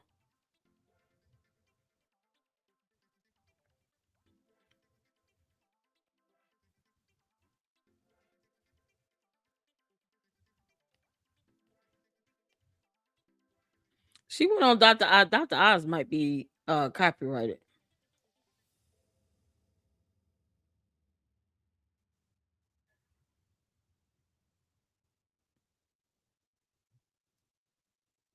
Oh man. Stephen Covey, I think that might be copyrighted.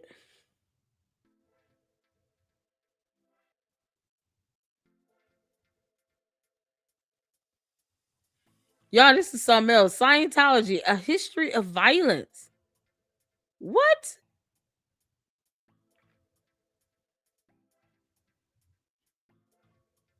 Let's see. He passed away last year. This is Mike Render. He passed away last year. Y'all.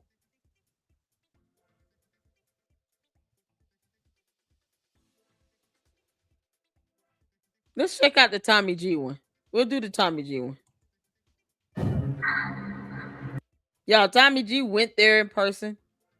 It's something else. We'll check out the Tommy G one because that video is not copyrighted at all. Y'all saw it was a free documentary. Endeavor lets people watch their documentaries. They can't sit here and strike somebody's live stream of us watching a video that is still up on another channel. How dumb is that? They would have to strike the channel where the video is. It's so stupid. You can't make this stuff up. Oh yeah, he had cancer. I'm sorry to hear that. Hey Beth, how you doing? Shout out to you. Hope all is well with you. S-File said I see email screen. Okay. Cause I'm like, what is going on?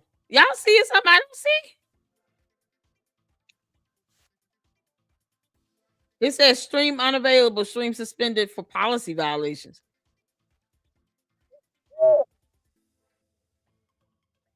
It's still going. What policy violations? They didn't even say. I didn't get an email. I didn't get nothing. YouTube need to stop being some punks. Every time somebody reports something, they want to see here. Oh, we'll just go with that. No investigation, no nothing. They just go with it. They need to stop being some cowards. They need to actually look into things and see, okay, is this a policy violation before we just take down somebody's live stream? Some clowns. So we'll check out Tommy G and then I'll drop the link so you all can come up and talk and we still gonna discuss it. And if people inside you don't control over here, kick rocks. How do you watch a video and you take down the live stream of us watching it because you don't like what I said, but you don't take down the actual video on the channel where it is? It's the dumbest stuff ever. Child boo. Tell David Miscavige he can still kiss my ass. Can't make this stuff up. What policy violation, y'all? They do the worst. Mike was really a fighter against. He was fighting against Scientology. LLC, that's Big Blue in LA, old hospital falling apart.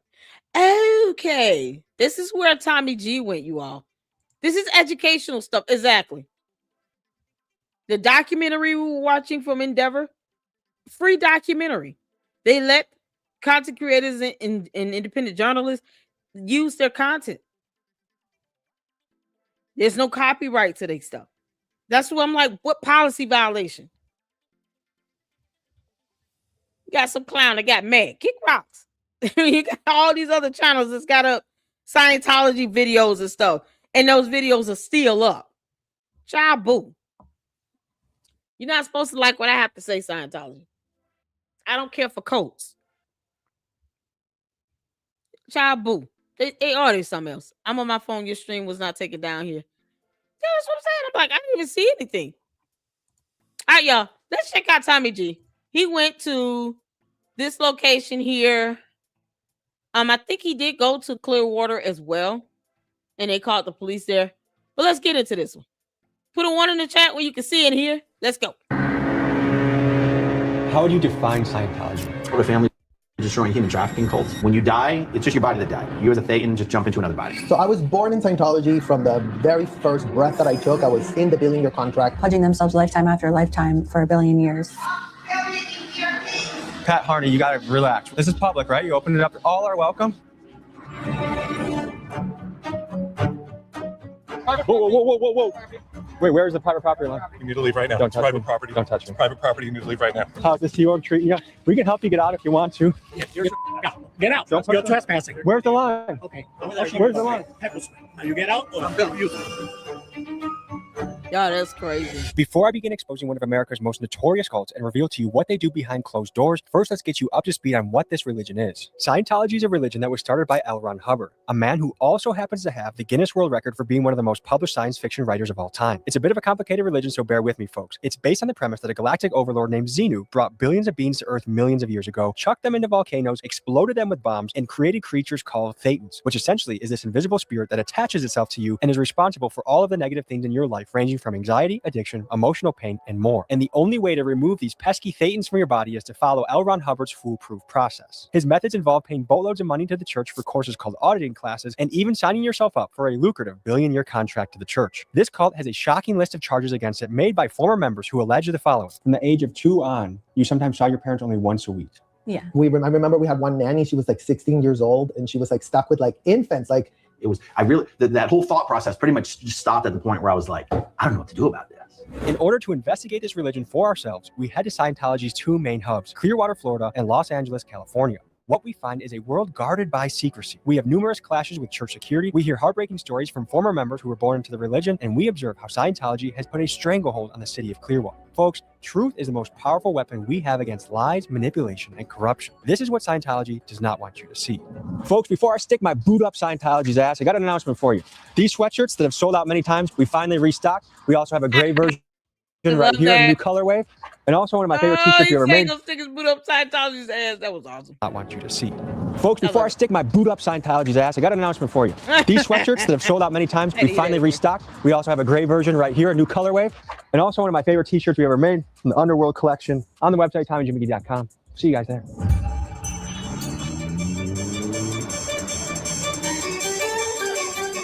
Between Clearwater and Los Angeles, this is where Scientology is primarily located. We're going undercover to start this operation, and we'll be boots on the ground here in Clearwater, Florida. These guys get $50 a week. They need a union. Scientology, huh? It feels like we're in like a nuclear testing town, almost. It look like the Scientology people on the roof right there, maybe trying to sign $1 billion contract to Sea Org for $50 a week. I have been helping people who have been abused with Scientology. This is Mark Bunker, a journalist, activist, city councilman, and Clearwater resident who spent over 2 decades fighting against Scientology. While many others would fold under the harassment and intimidation campaign that the church used on him, he has refused to be silenced. We pick him up and drive around Clearwater, and he helps us navigate Scientology's territory. Is there a place where a gathering place where they want to bring me in to tell me more about it? There's a welcome center.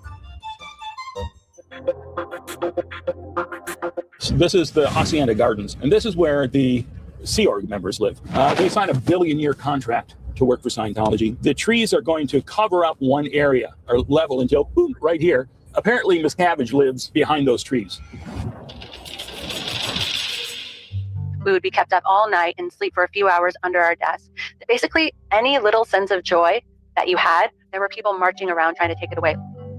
My name is Jenna Miscavige, and I was born and raised in Scientology, and I left when I was 22 years old. This is Jenna Miscavige. She was born into Scientology and is the niece of David Miscavige, the man who seized power of the church in 1987 after L. Ron Hubbard died and has ruled the church with an iron fist, allegedly, ever since. This is kind of like if Kim Jong-un's niece fled North Korea, lived to tell the tale, and we got to interview her. In Scientology, her life was tightly controlled. She endured intense indoctrination, physical labor, and emotional manipulation. Here's what she had to say. When I was 9 years old, I did what Scientology calls a purification rundown, where I had to be in a sauna for 5 hours a day. Yeah, and I would get like bloody noses even, but you have to keep going until you achieve whatever it is they want you to. Like you have to voice something that's the result of that program, or else you have to keep doing it, basically. Well, my name is Serge. I grew up in Scientology. And after surviving a period of horrific neglect as a child, the church began to groom him to be a rising star of their auditing team. Auditing, by the way, is one of the main exercises of this religion. It's the practice of someone getting relentlessly questioned until they are able to release painful or traumatic thoughts that they may be holding on to, believing that once they do that, they can free themselves of this negative baggage they are holding on to. This is his account of what he experienced.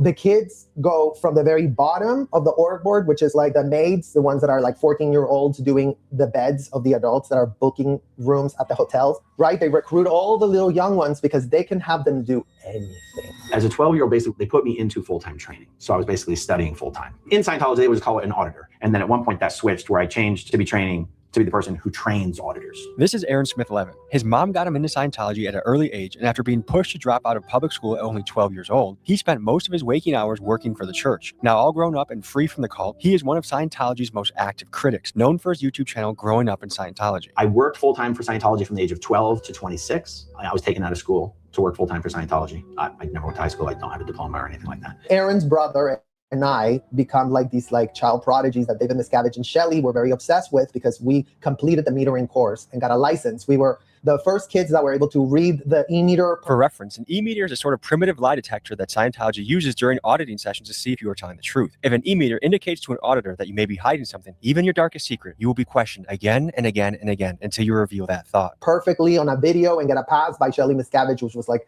the biggest deal in the world at the time. You weren't just born into any family in Scientology, the Miscavige family. Of course, in attempting to get both sides of the story, we sent multiple interview requests to Scientology to speak to David Miscavige or a media representative. But due to the disastrous feedback they get when they do speak publicly, the church quite simply does not do interviews. In fact, David Miscavige has only done one interview with a journalist, with Ted Koppel back in 1992. You realize there's a little bit of a problem in getting people to talk critically about the Church of Scientology, because quite frankly... You see, here's the thing. This is why they don't do interviews, because they don't want people to know that they're cult. It's that simple.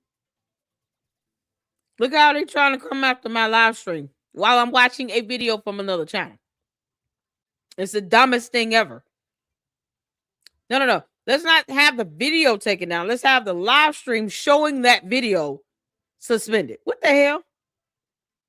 It's the stupidity for me. They care more about their image than they care about what's actually going on. But that's the mindset of a cult. It's the narcissism, their ego, their pride. They care more about a PR strategy than the fact that people are actually being subjected to kids sitting in saunas for 5 hours to the point where she's having nosebleeds. Did y'all hear that? Can you imagine your child going to school to come only to find out that the teacher is forcing them to sit in a janitorial closet for 5 hours in the dark with the heat up until they have nosebleeds? Can you imagine that? Think about that. Your child going to school, they're supposed to be learning and getting an education. And the only thing that's happening is they're being forced to sit in a hot room until they have nosebleeds. It's absolute torture. It's absolute torture. Cheryl says this was the last interview little Davy did. Tom Cruise's last interview was horrific. I'm sure it was. The e-meter. Yeah, he called it a primitive lie detector test. It is primitive. Y'all saw in the other video, it was like somebody holding 2 Coca-Cola bottles. It's extraordinarily primitive. The science behind it is not how an actual lie detector test operates now. Is more electronic with advanced technologies connected to a computer.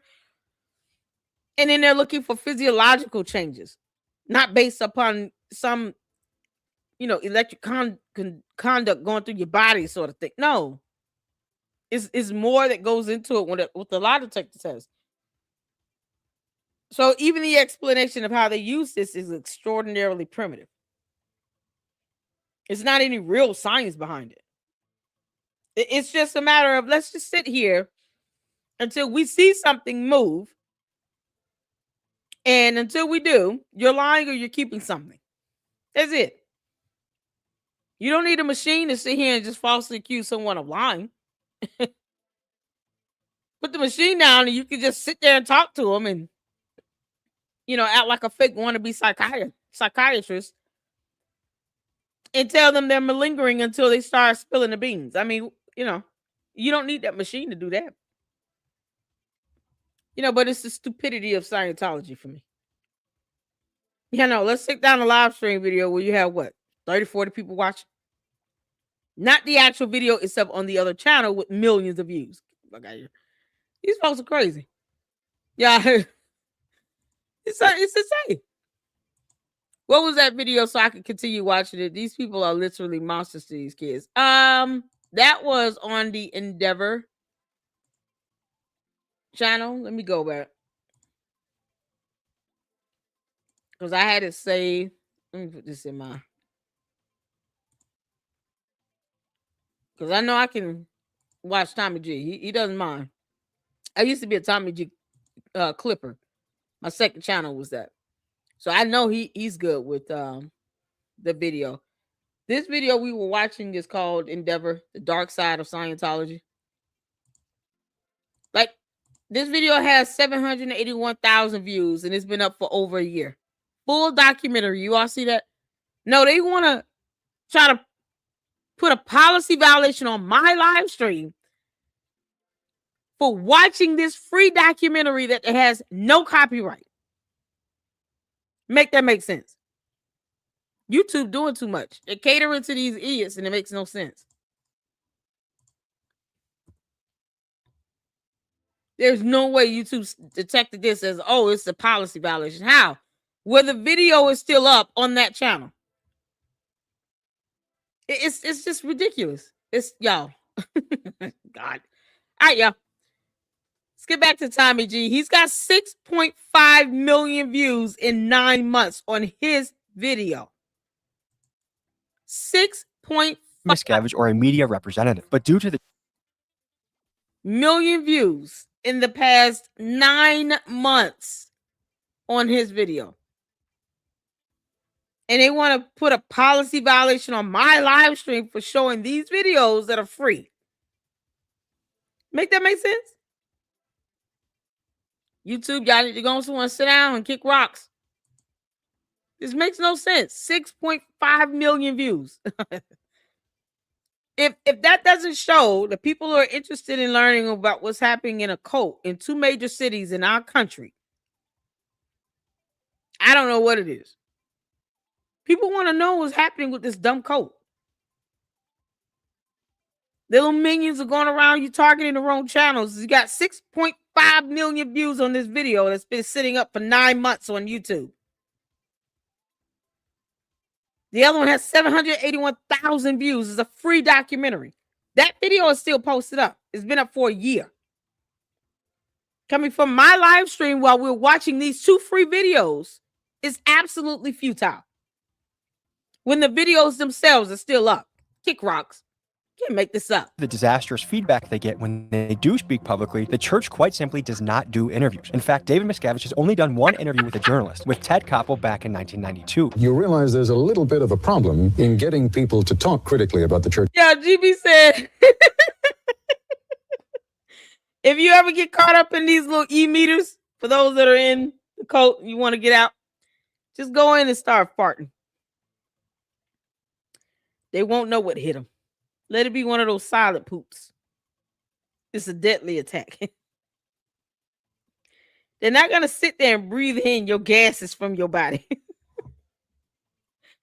Whatever gives you the bubble guts, beans, ice cream, sherbet, fruit, vegetables, celery, whatever. Cheese, dairy. Just go in and be as flatulent as you can.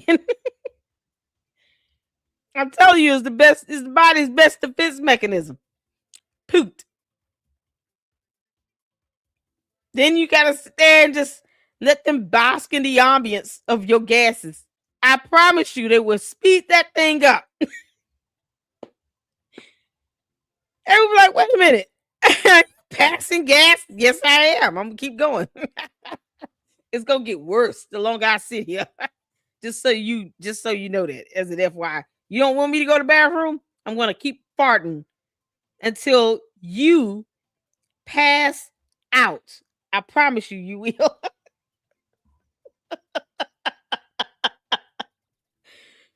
Oh man, I promise you, you're gonna pass out. Yeah, it's called the fight or flight response. I'm telling you. Your body has a way of trying to get itself out of sticky situations. All right, y'all, let's keep going. Scientology, because quite frankly, they're scared. Oh, no. And since then, and for over 30 years, he has been radio silent except for totally scripted and bizarre Scientology-made media that looks like this. Whatever you have heard, if you haven't heard it from us, I can assure you, we are not what you expect. For a man that rules Scientology like a big tough guy, little David folds like a lawn chair when it comes to any sort of accountability or questions from the public. But there may be a reason for that. Here are some of the allegations against David. You have written a whole book about your son, and you've called the book Ruthless. Yeah. A very, very aggressive style and a tendency to violent outbursts that are physical in nature. And to give you an idea of what type of guy he is, just look at what he did to his own parents that left Scientology. He and the church published hit piece websites about his parents, claiming his dad to be nothing more than a pots and pans salesman who punches his wife, and also adding that he lied about his book, saying that he was not in prison, he was not starved, and he did not have to escape from the church. And then he made his stepmom out to be a lying gold digger who wants to exploit her stepson for fame. My guy Keegan did some digging and found out that after David's parents escaped the church, they eventually settled down in West Allis, which is only 10 minutes from us in Milwaukee. He FOIA requested West Allis police records and found that Scientology paid a private investigator $10,000 a week to tail his dad and give hourly reports on his activities and whereabouts. This private investigator was found with a gun, silencer, and over 2,000 rounds of ammunition in his trunk. Stalking people with private investigators is allegedly a favorite tactic of this lovely church and shows you just the tip of the iceberg of how much Scientology tries to ruin your life if you leave the religion or try and speak out against them. I don't know how many people they squeeze into one apartment. 8 to 12, I believe. From the outside, it looks like a normal Florida apartment complex. What they are is 2 and 3 bedroom units where you've got like 4 bunk beds in the living room, 4 more bunk beds in each bedroom. Like you could be fitting like 15 people, easily 15 people into a unit. Like it's illegal. They'll charge you for the apartment, for the food, for this, that, and the other thing. So if you leave, there are people who leave with $100,000 bill or more. So I was born in Scientology. From the very first breath that I took, I was in the billion-year contract wrapped up because my parents had been recruited to go to the AF. My parents are from North Mexico. I grew up in appalling conditions in Mexico. The cadet org was disgusting. It was like 100 kids. I remember we had one nanny. She was like 16 years old and she was like stuck with like infants. Like my sister also grew up there. And I remember still like her being in a crib, you know, like with full of urine, like no care for the babies at all. Folks, we gotta emphasize what we just heard because it's so crazy. Imagine this, dozens of babies in a room, many of them crying, needing to be held, sitting in their own dirty diaper, and just one overwhelmed teenager caring for them, allegedly. It's sickening, and the reason allegedly this is done is because good old L. Ron Hubbard basically believes that babies should be treated like adults and they don't need any special sort of care or attention. From the age of 2 on, you sometimes saw your parents only once a week. Yes. Can you talk about that? So my parents work for Scientology's most dedicated group called the Sea Org, the Sea Organization. They sign a contract pledging themselves lifetime after lifetime for 1 billion years to servitude to Scientology. It meant that they worked like 115-hour weeks. They got little to no time off. Kids that were born into the Sea Org were taken care of by nannies. They didn't see their parents. They were lucky they saw them for an hour a week. What are the benefits of doing all this? Why would someone devote their life to this? When you're doing it, you think that you're dedicating yourself to an amazing cause. You think that you're like saving mankind, and it's sort of like the greatest purpose you could have. And our parents were in this mission to save the world, right? It's like they're all like stuck in this like, you know, job that they were doing for Scientology that they were prioritizing over their newborns, basically. Well, they really believe they're saving the planet. This is like a mind control factory. We wanted to get our feet wet with Scientology, so we went to their welcome center where they were selling the Diagnetic books. And I happened to know after doing some research that a lady named Pat sat at the front desk, and she was actually a media liaison. So I thought she'd be a good person to talk to. Here's how this mission went. Good morning, good morning. Oh, I'm a travel vlogger. Here we go, y'all. Oh, I'm just a travel vlogger.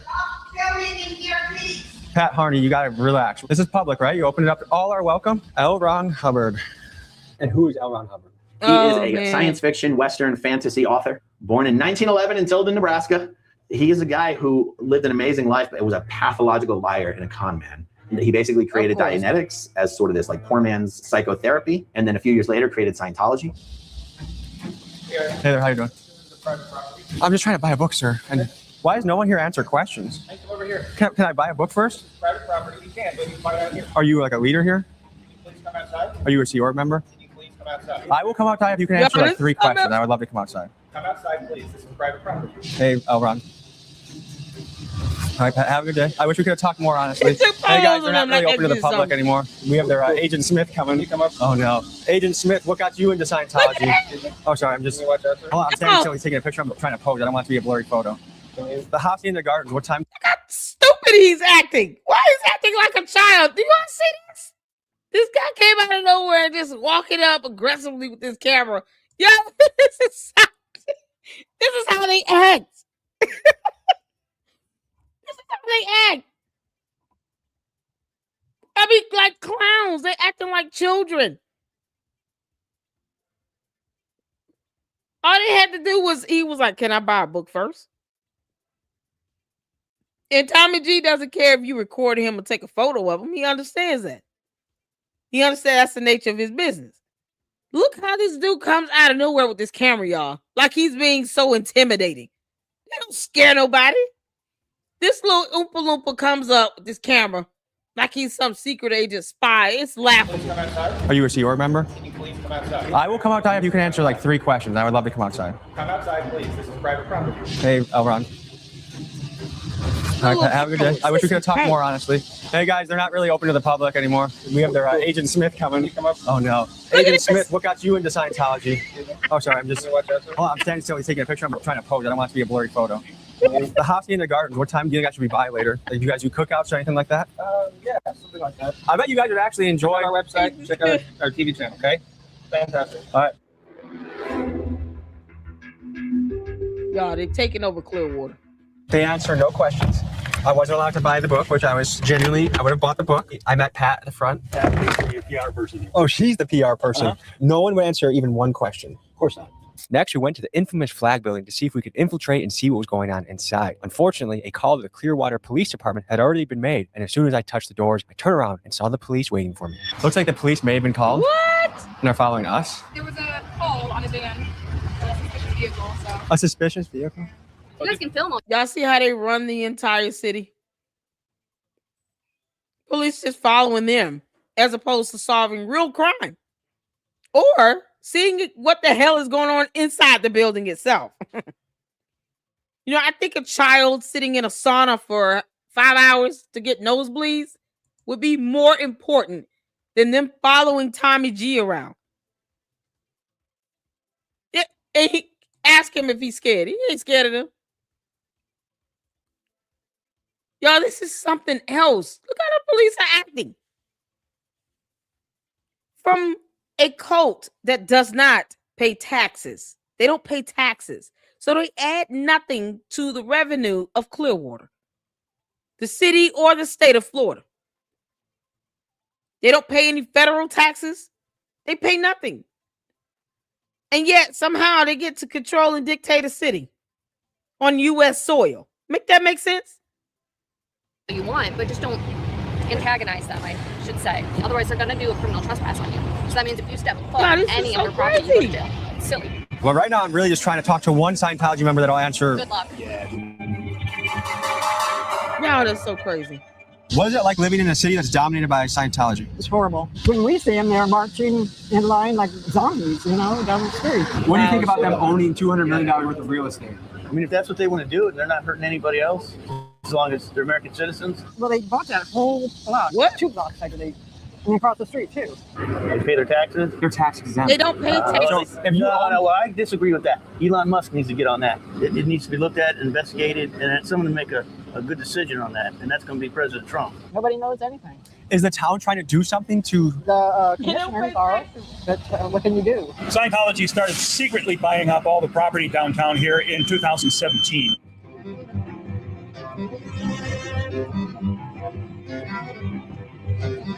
I was working in the hotels, I was doing demolition, I was doing construction, I was doing HVAC, and I was there with several hundred kids from all over the world. I was working 7 days a week, 8 o'clock in the morning to 11 o'clock at night, 365 days a year for 4 years. So a lot of it was training, a lot of it was cleaning, and we did like laundry and clean the rooms of executives. So they would like inspect with a white glove to make sure that we didn't miss anything. Exactly, it's false. They're hurting people, refusing to let people leave when they want to leave, and yet they pay no taxes. They're on U.S. soil. They don't care about anybody else's constitutional rights, freedoms, or protections, or our U.S. laws. And people say, "Well, they're Americans. They can do whatever they want." No, they're not paying taxes. They're not aiding to our revenue and economy. They're not. Talk about money hungry and full of greed. That's it. That's what this code is. They're not stimulating the economy in Clearwater. No, they're buying up the police. They're buying up people to have in their pockets that work for them and them only. So they do nothing that help the people that live there. So if you live there, you should be a lot more concerned. They're not looking out for you all. They probably wouldn't even care about law enforcement if they figured law enforcement could not actually come in and help them. They wouldn't care. They would have their own law enforcement, and they would tell Clearwater Police Department to kick rocks. Seriously. Let the police department get a police chief that's not going to be paid and bought by this dumb cult. I guarantee you they will create their own law enforcement, and then they will just tell Clearwater to kick rocks altogether. There's a cult taking over that does not even add to the economy of the state of Florida. And they're only doing things to benefit themselves, not everybody in Clearwater. Not every resident or citizen in Clearwater benefits from Scientology. You just don't. Now, unless they are paying people's mortgages and giving away money and free turkeys and meals and clothes and shoes and all this other stuff, offering free education. Unless they are doing those things in the community, send me the information and I'll be corrected. But if they're not doing those things, then they're not doing anything to benefit the residents of Clearwater, Florida. They're only trying to benefit themselves as the cult. They don't care about the rest of you all living down there. This is crazy. Tom Cruise gives all credit to Scientology for his success. Tom Cruise is Tom Cruise because he's Tom Cruise, not because of Scientology. Every single window is closed. Mm-hmm. Every single blind that you could see into is closed at a certain level until it ends. They're a very don't look in here type of a place. What was going through your head when your parents decided we're going back? Since my whole entire family was connected to it, it never left us. So we were still kind of like exposed to my relatives, all my aunts, all my uncles, all my cousins, everybody. I signed a 1 billion-year contract, and now I'm there for the rest of my life. And my pay was going to be $50 a week. So I was like, oh, damn, I'm 10K and that $50 a week. I'm like, okay, I guess I just have to really make it here. When I was 12 years old, I was moved across the country here to Clearwater, and my parents were still in California. Any part of you say something's not right here, something's really wrong. I don't think that second part added into it. Not like there's something really wrong. It was, that whole thought process pretty much just stopped at the point where I was like, I don't know what to do about this. Even the higher ups, like, yes, they had some things easier, but that's really mostly at the top. I feel like Scientology is like a game of power, and everybody has to report on each other. And that's how you get to the top, is essentially by throwing other people under the bus. That's the only way you can feel important. The way to happiness, this used to be the Lisa McPherson Trust. This is where we had our offices, right next door to Scientology's OSA, Department of Office of Special Affairs, was right there, the dirty tricks people, right through there. That was my office right behind these windows here. All locked up. They don't want anyone to see what's going on in there now. Now that they know your cameras are here, this entire several blocks of front groups are shut down. One thing that comes to my mind when I walk past all these empty buildings that look like they're fully functioning offices, but no one's here. Right. It's like North Korea. It's like a very staged play that you're a part of. Yeah. Yet when you look, just peek a little bit behind the surface, like there's no one. All the windows are shut. There's no sunlight coming in. There's no one here. Look, they make it look like someone just had a meeting in here. Or let's see if there's a front desk right here. This is an office that should be 1, 2, 3, 4, 5. I mean, this is an office that should have at least a front desk worker, if not an employee. None of this has anyone in it. No city on earth feels the negative effects of Scientology quite like Clearwater, Florida. Some fantastic reporting by the Tampa Bay Times reveals how the church has taken over the city. In 1975, the church purchased the Fort Harrison Hotel and made this their headquarters. Over the decades, the church began acquiring real estate at a ferocious pace, scooping up property after property. Since then, they've poured hundreds of millions into more than 200 buildings, owning the majority of the Clearwater downtown. Mind you, this is with tax-free money because somehow the IRS lost their balls when confronting the church, ruling in 1993 Scientology to be a tax-exempt religion. The weird thing is, they've left most of the buildings vacant, turning Clearwater into a sort of North Korean ghost town. The question is why? Insiders speculate it's because they want to show a dominant presence, but the truth is they simply do not have the numbers of people to occupy these buildings. And it's no surprise. Their peak membership numbers were before the internet, but now that their practices are widely publicized, they are unable to recruit new members and are slowly going extinct. But even as a dying empire, they still have a great deal of power over Clearwater, and they are crushing the businesses in the downtown. Just take it from Tony, a local entrepreneur who is facing dire financial circumstances because of the church. So this is obviously our place. We start off with the Nash keys, and between like bureaucracy and stagnation, we had harassing phone calls about us not being part of the community, to get out of the town, even death threats later.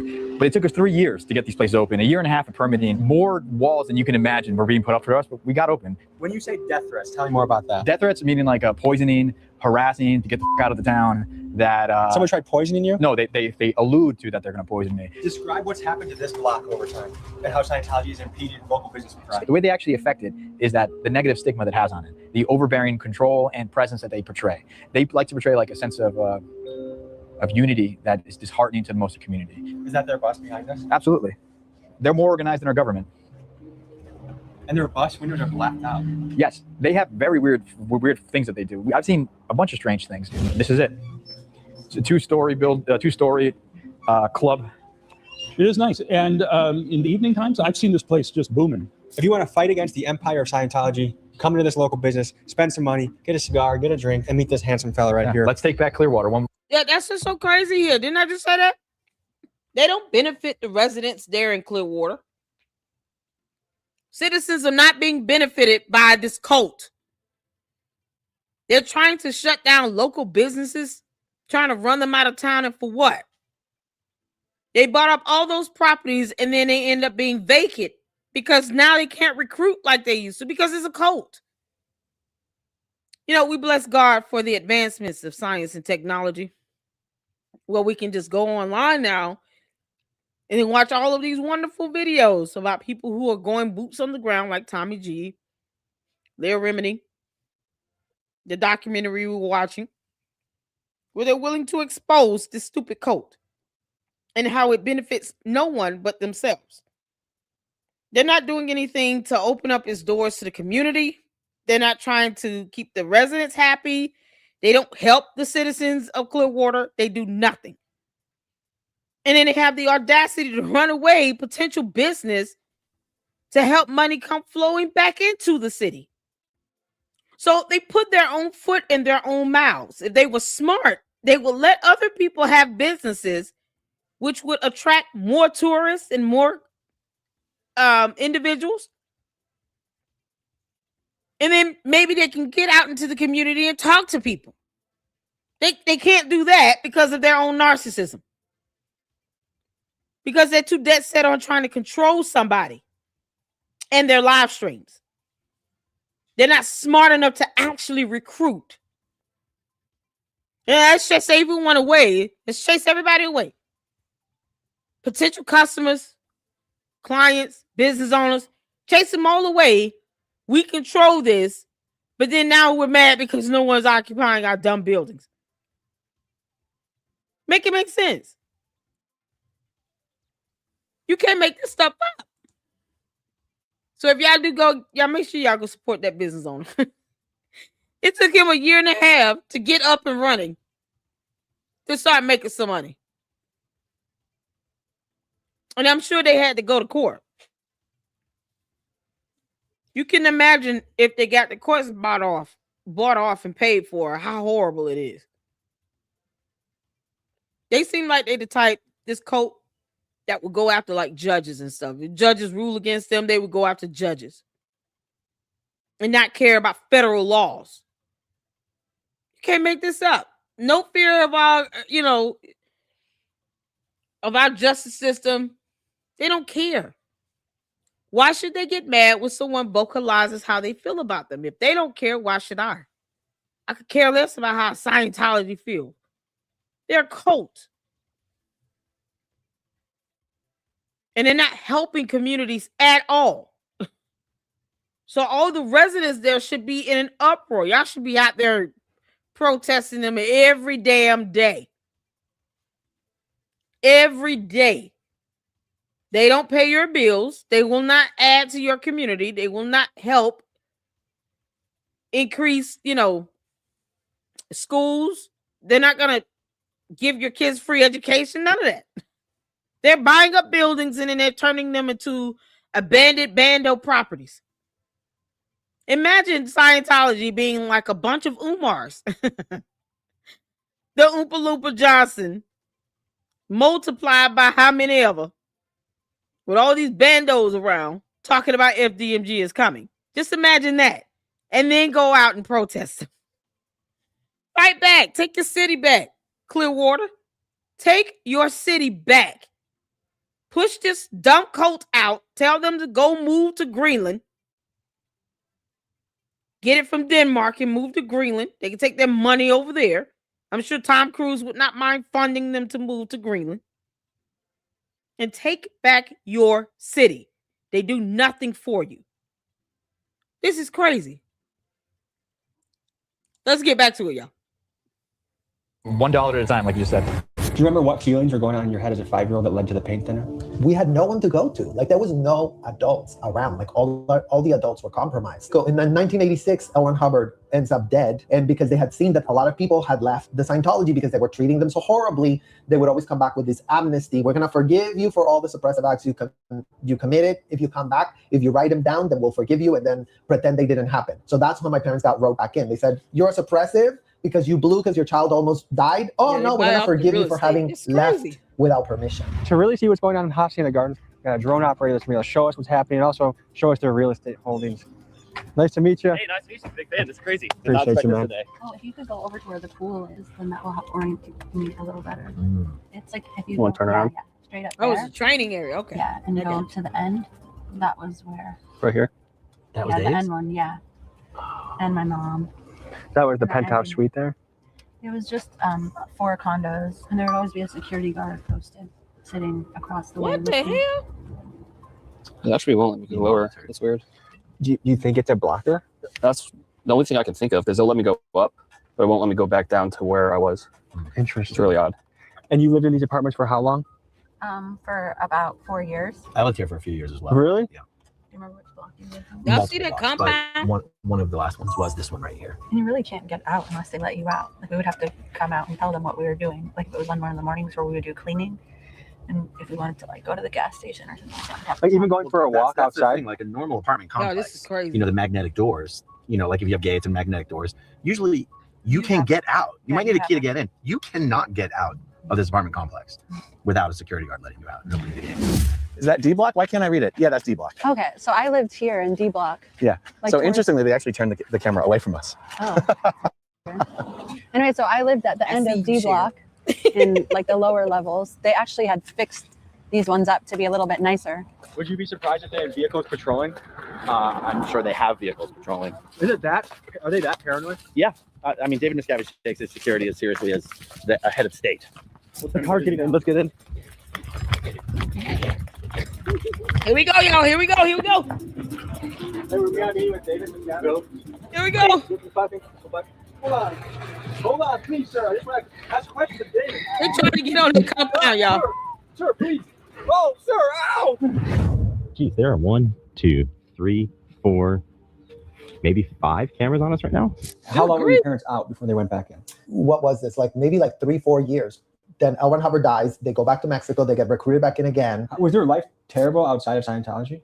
My grandparents were chill. My grandparents were normal people. So what would have possibly motivated after they escaped and had freedom for 3 or 4 years? Scientology caters to a narcissistic personality because the thing is, it promises superiority. It promises you're going to be better than everyone else. Did you ever get to confront your parents about that or ask them, are they still in it?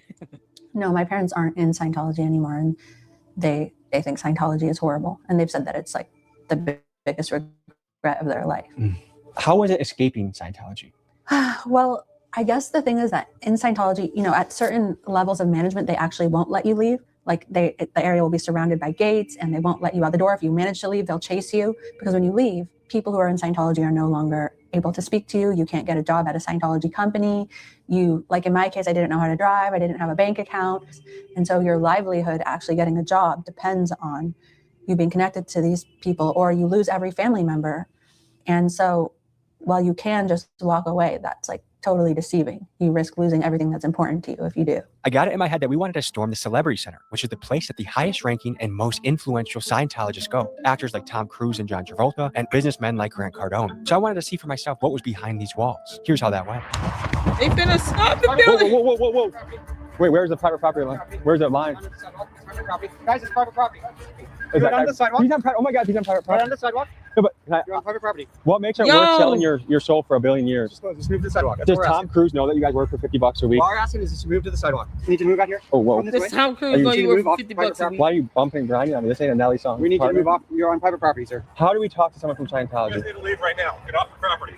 Get off the property. You're trespassing. You need to leave right now. You need to leave right now. Don't It's touch private me. property. Don't touch me. Private property. You need to leave right now. Leave right now. It's private property. All right, we'll be back. We'll be back. Sir, just need, Are you guys pushing me? Stop pushing me. You push me? I say you're on private property. We just need to move off here. I don't have anything against you. I'm just curious. Oh, What, shut you can escape. You still can leave. Like to think that you would work 80 hours a week. What makes it worth it? Are these security guys there? Are they Oh my Scientologists? God. Yes, they're actually some of the most important Scientologists. Have you ever heard of the term OSA? That's the Office of Special Affairs. Sort of like Scientology's FBI, CIA, Secret Service all in one. So they do all the dirty work. They're very high ranking. Dude, what would have happened if we would have started? We had a fist fight. That would have been good content. That's 3 of them. This is William Jew. When I told Aaron Levin Smith I was headed to LA to further investigate the church there, he said you got to meet up with William. Known for his work battling the church on his YouTube channel Scientology Audit LA Streets, William has spent months documenting and battling Scientology. Together, we go on a mission to infiltrate the church's LA stronghold. Ooh, So my name is William Good. Y'all remember that YouTube I'm an channel? activist out here. Had a beef with Scientology a couple of years ago, and they said some really crude things to me. What did they say? A security guard told me to suck his cock. So I thought that was kind of crude. So I said, I'm going to end your religion. And so here we are. So they're working 110 hours a week for nothing. They're literally slaves. They're slaves. And a lot of these people come from other countries, right? So they bring them here on religious visas. And then once we get here, they take their paperwork away. So now they're stuck. Should we visit one of their plantations? Sure. Let's go for it. Let's go. All right.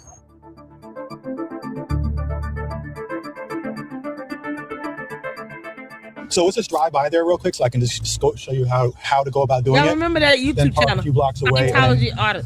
If you walk in with your cameras, there's no chance. Because when I come walking on the street, I have to hug the wall so they don't see me. The minute she sees me, she goes, they will literally run in there and close the door. We got our guy, Cheddar, aka Texas Buzz, back for another investigative piece. You may have seen him in the sex money murder piece in Dallas, where he infiltrated the prostitution ring. Now we're sending you. If you watching this video right now, Scientology always say, you clowns do nothing for the people of Clearwater, Florida. You're not even trying to be economically helpful. I'm going to need you to learn about copyright laws as well. I mean, reading doesn't seem to be your strong point, but whatever. Stop being a bunch of babies. If you want to hold people hostage, learn how to take some criticism. Everybody will not like you. I don't understand why you want to occupy U.S. soil and not just take your coat over to Greenland and go buy it from Denmark. And then you can start your own nation where no one will care. Tom Cruise should be happy to fund all of that. Him and John Travolta and Will Smith and all these other celebrities you have. You have money pouring into your cult.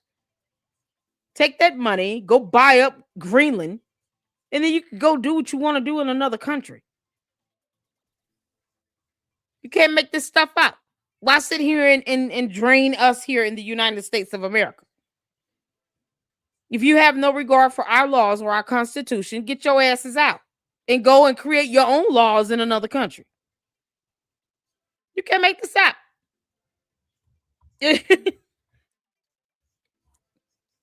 Oh, and as always, feel free to kiss my ass. Can't make this up. You want to get mad? It's a bunch of babies. The Scientology, man. Yeah. How you feel? I don't know too much about this, so I'm just gonna go in there and be genuinely curious, like what's going on. I think that's the perfect approach. It's gonna be similar to the Clearwater bookstore, so you want to get a fresh perspective. So, Jenna, good luck on your mission. Gotcha. And Scientology no torture on the way there. Just take it straight to the wall. Okay. Go get him, Jenna. Jenna can. I wish they would rush the compound. Please let that happen. Doors are locked. Doors are closed. Oh, they shut the doors. Yeah, so they realized. They're no joke with the things.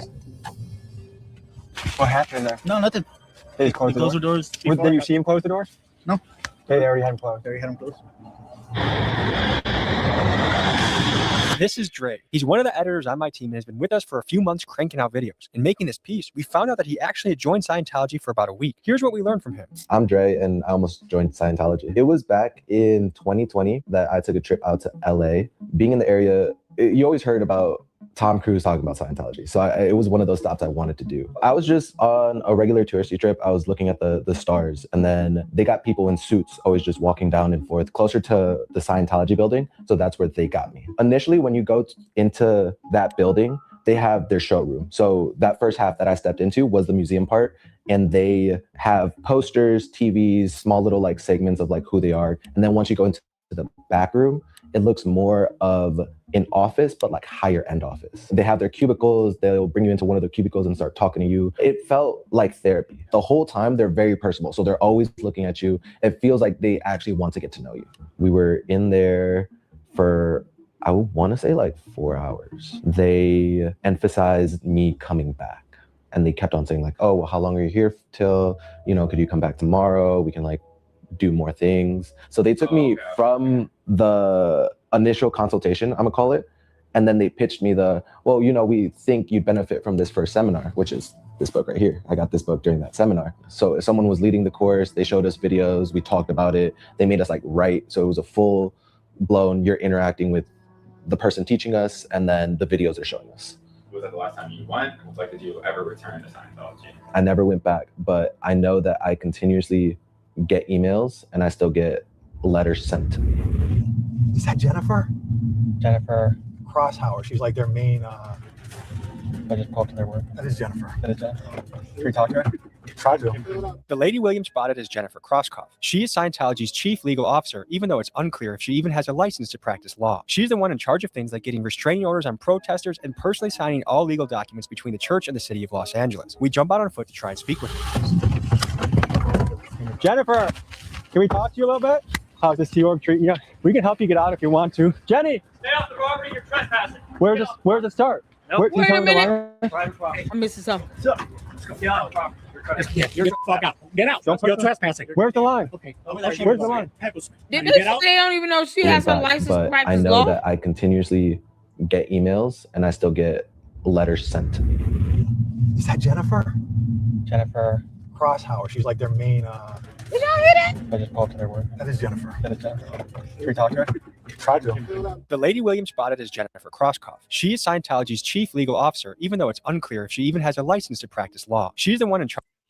She don't have a license to practice law? So Scientology wants to sit here and stalk people's YouTube channels, and you can't even ensure that your so-called chief legal officer has a license to practice law because you have no regard for our laws here in our country. You could care less about whether or not someone has a license to practice law, but she has the audacity to take legal action against people. Kick rocks. You think they would just say, okay, listen, let's make sure that we have real attorneys. If you can't confirm these people have licenses to practice law, they're not real attorneys. They're not even, if at best, if they went to law school, they're lawyers, but they're not real attorneys. If they can't practice law, no one cares about what they think or how they feel. That's how it works here in the United States of America. You can't make this stuff up. Y'all, this is crazy. She won't do that because of mopping. Is that what's that guy's name? John Mappin? Is he what is he in this? He's all over Twitter X kissing Candace's ass. That's why I'm telling you all. It seems like Candace is a part of this. She has some guy on X.com that, I mean, when I say simp hard, he's a simp for Candace Owens. You can't tell me that she's not somehow entangled up in Scientology right now. Listen, supporters are supporters, right? But this dude simps hard for her and defends her, takes up for her. He's met her, allegedly introduced her to others, and he's in Scientology. To me, I'm like, Candace, you might as well come out and say you're a member of Scientology. I find it very unbelievable. This John Mappin person, who's supposed to be a high-ranking Scientology individual, can't somehow influence or recruit Candace Owens, as gullible as she is. Isn't he involved with Farmer? Yes, he's in the UK, is he not? Francisca is John Mappin in the UK. Y'all make sure y'all hit that like button. Melinda, yeah, I don't know much about Mappin, but he's a billionaire who is, from what I've gathered, is into some strange stuff. Yeah. He pushes out a lot of information about Scientology over there on X. He a billionaire, but he won't buy an island for Scientology to have his own island. Can't make this up. Miss Kim protests there every week. I wish students would put a sign in the window of office next door to the org. It's a cult with an arrow and notify all parents. Exactly. Well, child, this is something else. They said Scientology is for narcissists. That's Candace. Yep. They got trying to shut down somebody's live stream from a video that's been up for over a year with thousands of views. Get the fuck out of here. These clowns are trying. I don't want you to hear. You got somebody that's trying to act as an attorney, and we can't verify if she has a license to practice law. Make that make sense? Charge of things like getting restraining orders on protesters and personally signing all legal documents between the church and the city of Los Angeles. We jump out on foot to try. She's signing legal documents between this cult and the city of Los Angeles, and LA is okay with that. Government officials are okay with that. They won't remind her, look, girl, we've got armies. We got the military. We've got the National Guard. We can deploy. Don't F with us. You don't have a license to practice law. You shouldn't be signing a damn thing. It will be null and void. It will be moot. It will be invalidated. You don't have the authority to sign these documents as someone that is a legal representative of this cult if you don't have a license to practice law. Could Scientology not just for once get someone that has a license to practice law?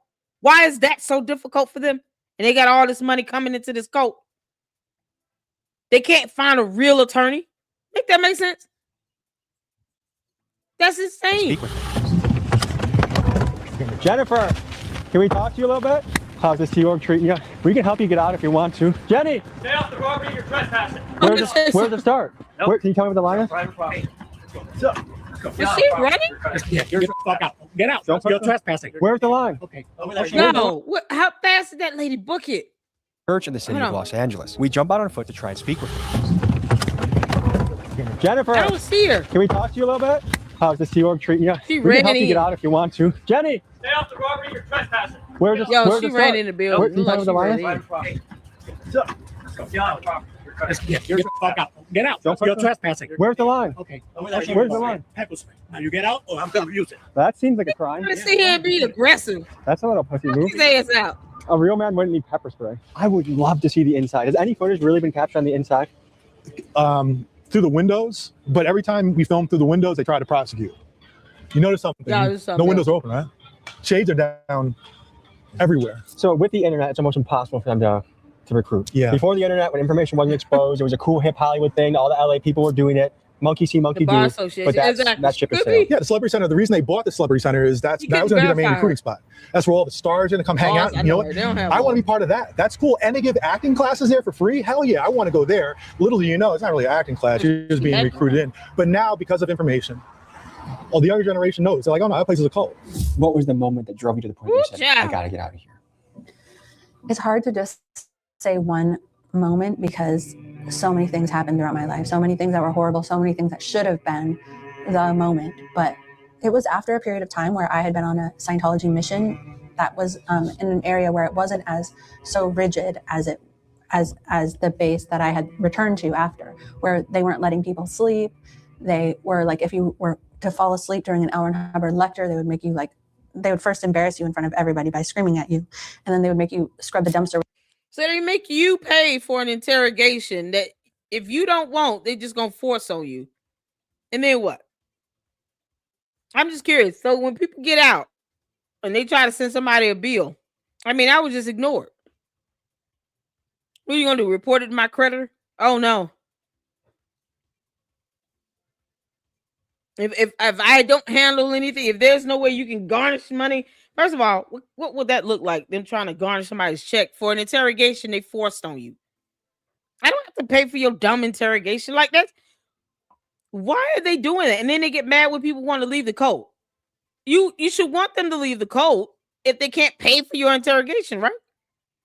Or else you're doing this interrogation, you trying to bill them for this BS. They don't want to pay it, now they owe you money.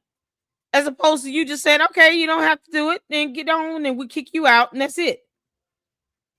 Obviously, if you can get Tom Cruise and John Travolta and it was Christy Allen, you can get some gullible people that have money to stay in this code. Why not just get their money? They got money, they're rich. You trying to charge somebody $2,000 for an interrogation in Scientology. And if they don't want to pay it, then what? You can't go to court and say, well, we forced them to this interrogation, so they owe us the money. No, you could have just not done the interrogation. We're not going to order them to pay you this $2,000. You shouldn't have forced it. Yeah, but yet again, we're talking about Scientology. They don't think that they have to abide by our laws in our country. You can't make this up. Why don't they just leave again? With a toothbrush, and we weren't having any time off at all. So it was just getting more and more strict. What made your parents leave? They were at Scientology's international It's a management pyramid base, scheme. and so they were witness to a lot of things that were going on there, including my uncle David Miscavige, who's the leader of Scientology, like physically beating Yeah, that's crazy staff. work, Caleb. Like punching him? Yeah, like punching in the face. And my parents themselves were separated from each other for many, many years. Exactly, Monica. This is a loaded question, but do you feel robbed of your childhood? Yeah, actually, I do often feel that way. I mean, I don't go around being angry at it all the time. There was a period when I first came out of Scientology when I was angry at certain things that happened. But honestly, once I became a mom, I actually started to get a little bit more angry about my childhood because I didn't know. What's your prediction about the future of Scientology? These stories of how Scientology treats children are going to come out more and more, and people are going to be disgusted by them. So I feel like the more stories that come out into the public, the more, whether it's a legal battle that takes them down or just like a public relations or both, it's like nobody will join. They'll eventually be bled dry, and hopefully they have some legal battles that they lose as well, and it all comes together. To show you how full of lies and manipulation this church is, just check out this 911 call they made on us. Hey, Northeast Unit 45966, just left 1306 L. Ron Hubbard Way, Church of Scientology. CPR 10, direct to suspect 45, no whites, no further suspect vehicles. They claimed we burglarized the church and fled the scene in our rental car. Here is us saying hello to the LAPD when they reported to the scene. They're pointing at us. Hey there! So apparently the LAPD showed up to the scene. Let's park right here and just walk up. Give my regards to Xenu, okay? Thank you. One thing to question is this. When there are repeated calls to a location like there is with Scientology, typically a city will label the property a nuisance property, which means the property in question must correct their issues or face legal action from the city. So why is it that Scientology can blatantly lie, allegedly, and disproportionately use city resources without repercussions? And keep in mind they are doing this as an entity that does not even pay taxes. All right, folks, that was a look into the world of Scientology. If you'd like to see more of William's stuff, his Instagram and YouTube is tagged in the description. Thank you guys for joining me on this journey. Don't join a cult. We'll see you next week. And my final thoughts is I send my regards to David Miscavige. Peace. Folks, after seeing all this, you might be wondering a few things. Like, number one, why in the fuck has the FBI not kicked down this place's door, raided them, and gotten everyone responsible for child neglect and the other insane behaviors allegedly arrested? The other thing that comes to mind is how in the God's green earth is this place tax exempt after amassing a multi-$100 million real estate portfolio? I guess I'm going to start my own religion so I can get rich too. Folks, I don't have all of these answers, but what I do know is this. If you send me other leads to cults, churches, people that need investigating, I will go boots on the ground. So send me leads to TommyGMcGee123@gmail.com and I will report for duty. I love you guys. Fuck Scientology and see you next week. I love it. Yo, oh, Tommy G. This was awesome. Do you hear me? Awesome. Y'all tell me your thoughts. I want you all to hit this link if you want. Come up here and tell me your thoughts. Let's chat about it, y'all. Let's get some music going. This was insane, okay? Insane. You got somebody who might not even have a license to practice law that is signing legal documents to the city. And like Tommy G said, the FBI should have kicked in a lot of doors. We have an army. We have the National Guard. We have tanks. What are we doing? What are we doing? They don't really benefit us overall. They don't pay taxes. So it's not like they're really helpful to us. If they give money to these politicians, they're putting it in the pockets of the politicians themselves. It does not help any constituent at all. I think Florida needs to start, determining whether or not the people running for office, starting with the governor. Do you have any ties to Scientology? If they're lobbying you or giving you money, you are not going to be our governor. We don't have time for that. That's how that need to be. Y'all, this is something else. This was so good. Shout out to Tommy G. Scientology audit is another one. I guess we're going to have to save that channel because that one, man, he has some awesome content over there. Scientology audit. Oh, yeah. LA, Streets LA. Y'all make sure you go check him out. Okay? Make sure you go check him out. Let me make sure I put in the link to that video. Like I said, you guys, this is the opportunity for you guys if you want to come up and talk and just give your thoughts about what we've just, watched today. Yeah, your thoughts on Scientology. Like Tommy said, F them, honey. They don't, only so much power they can have. Do you all think that this John Mappin person could be influencing Candace into Scientology? Because I think he is. I don't know a grown man that simps that hard. Candace has a following. She is useful. Absolutely. I don't know a grown man that simps that hard for somebody like Candace Owens. And he's not getting anything out of it. Think about it. He's definitely building up his following by having the association with her. But if the goal is, let's pull in these people that are, they consider to be useful, they got money, they have influence, they're just as narcissistic. Candace wants to be a dictator. I mean, come on. You think she'd be able to go into Scientology and be that submissive? She'll be the one to tattletale on somebody, but if somebody tattletale on her, how y'all think that's going to go? Yeah, I'm just saying. Mappin is in Britain. He is. Imagine this. Because they do these tattletale reports, right? They got to report on everything. Imagine someone filing a report on Candace Owens. And this person is a celebrity with just as much money. And Candace cannot talk about it on her show. Think about that for a second. Yeah, how would that go? Yeah, that's something else. Candace won't let them control her life. No. Y'all know she's not, submissive to anything. Not even George. You can imagine the drama. Candace would be so much more worse than what Leah Remini thinks she went through, right? Like they consider her to be the rebel. No, Candace would be the destroyer. Because then they would tell her you can't go on your show and talk about, another Scientology person filing this report on you. Yeah, it would be, oh my God. Man, that's something else. It feels like they are, you know what? That's a good point, Monica. Candace's followers could be primed for Scientology because they are believers of hers. Yeah, they'll believe whatever she says.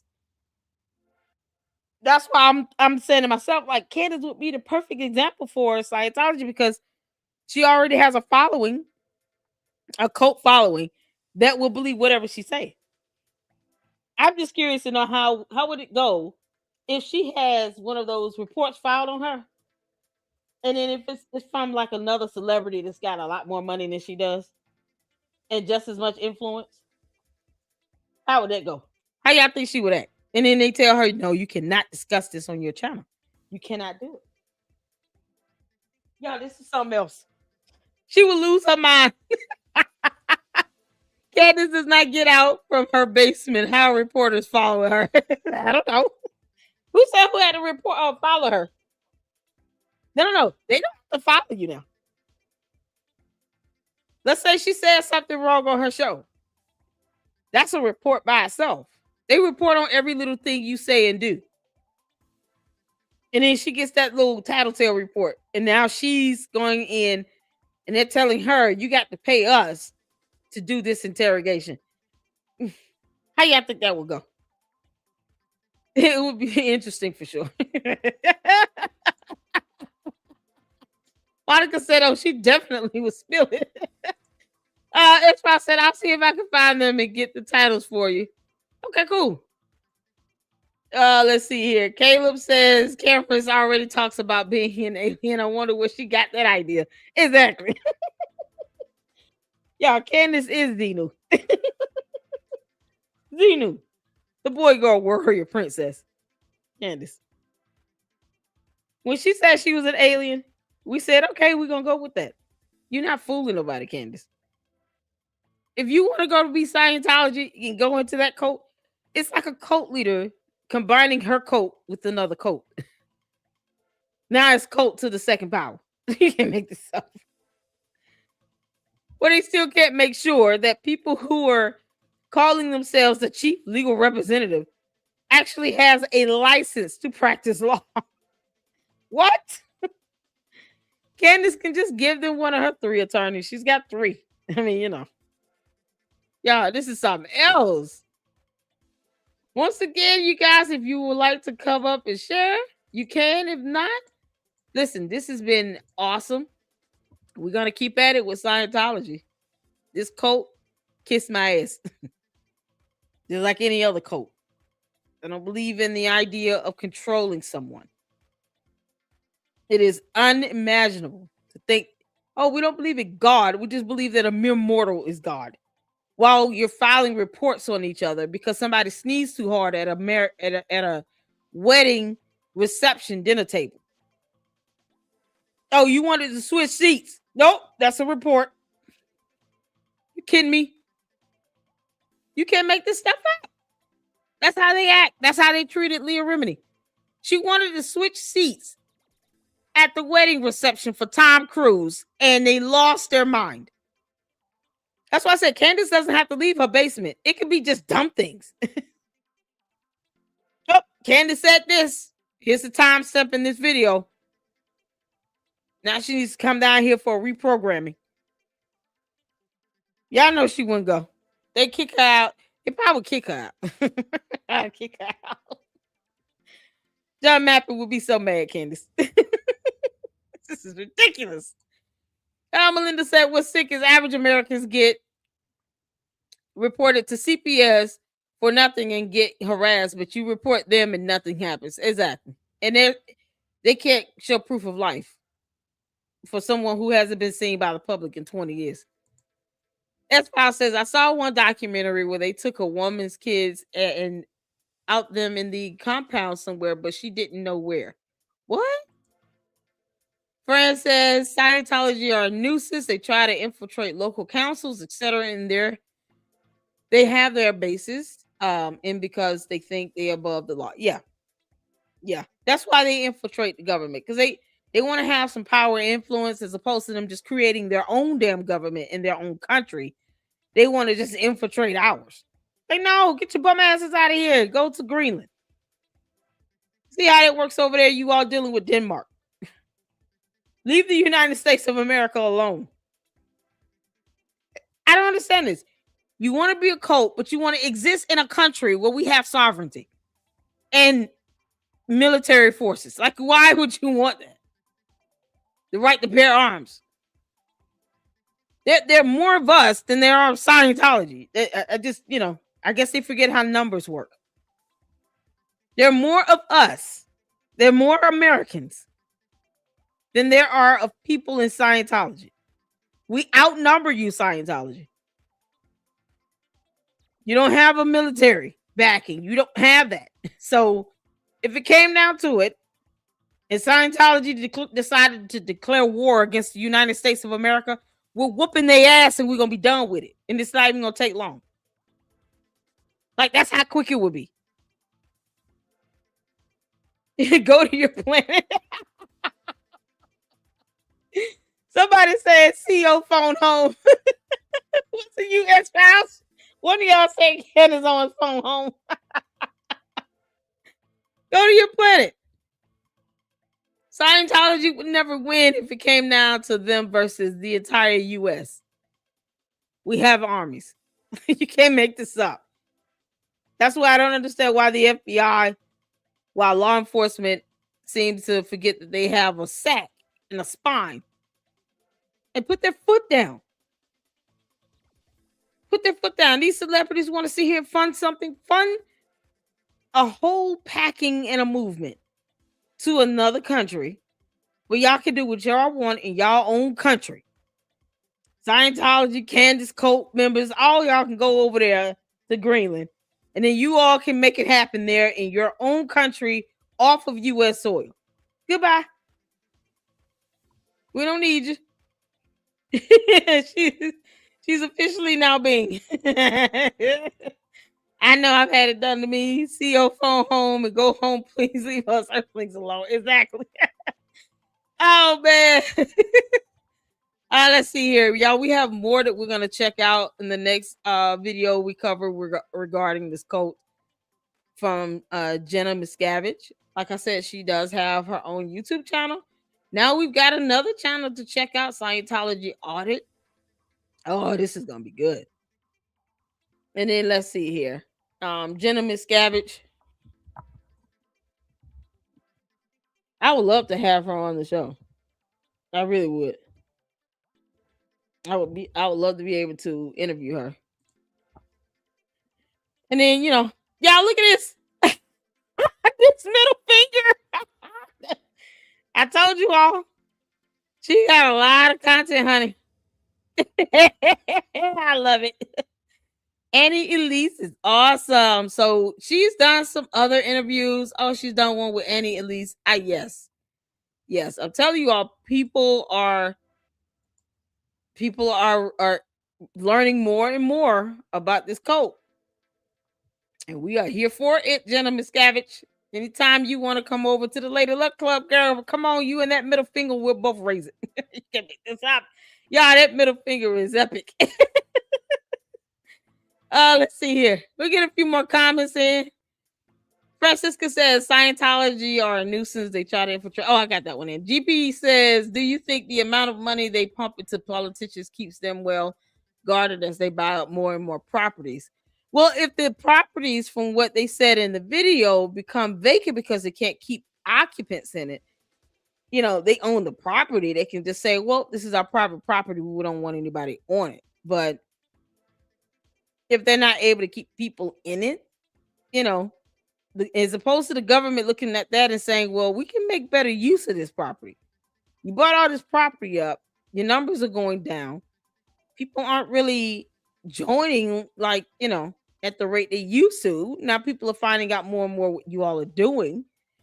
People coming out of the code are speaking out. Can't control everybody. I just, you know, I don't know if it's necessarily guarded, because the politicians can only control but so much.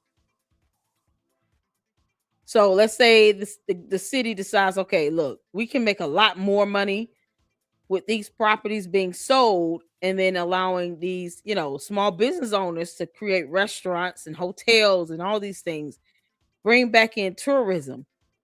Clearwater has a beautiful beach there, so they can, you know, turn it back into an area popular for tourism again. That'll bring out more money than what Scientology could ever pay them. And when it comes down to Scientology paying off these politicians, the politicians are the only ones benefiting. But when the residents start to speak out and say, either you all are going to allow tourists to come back, businesses to come back, or we're voting your asses out, and we mean what we say, and they come up in numbers, they show up and show out at the polls and vote them out, these politicians will start thinking twice, because guess what? They don't want to lose their job.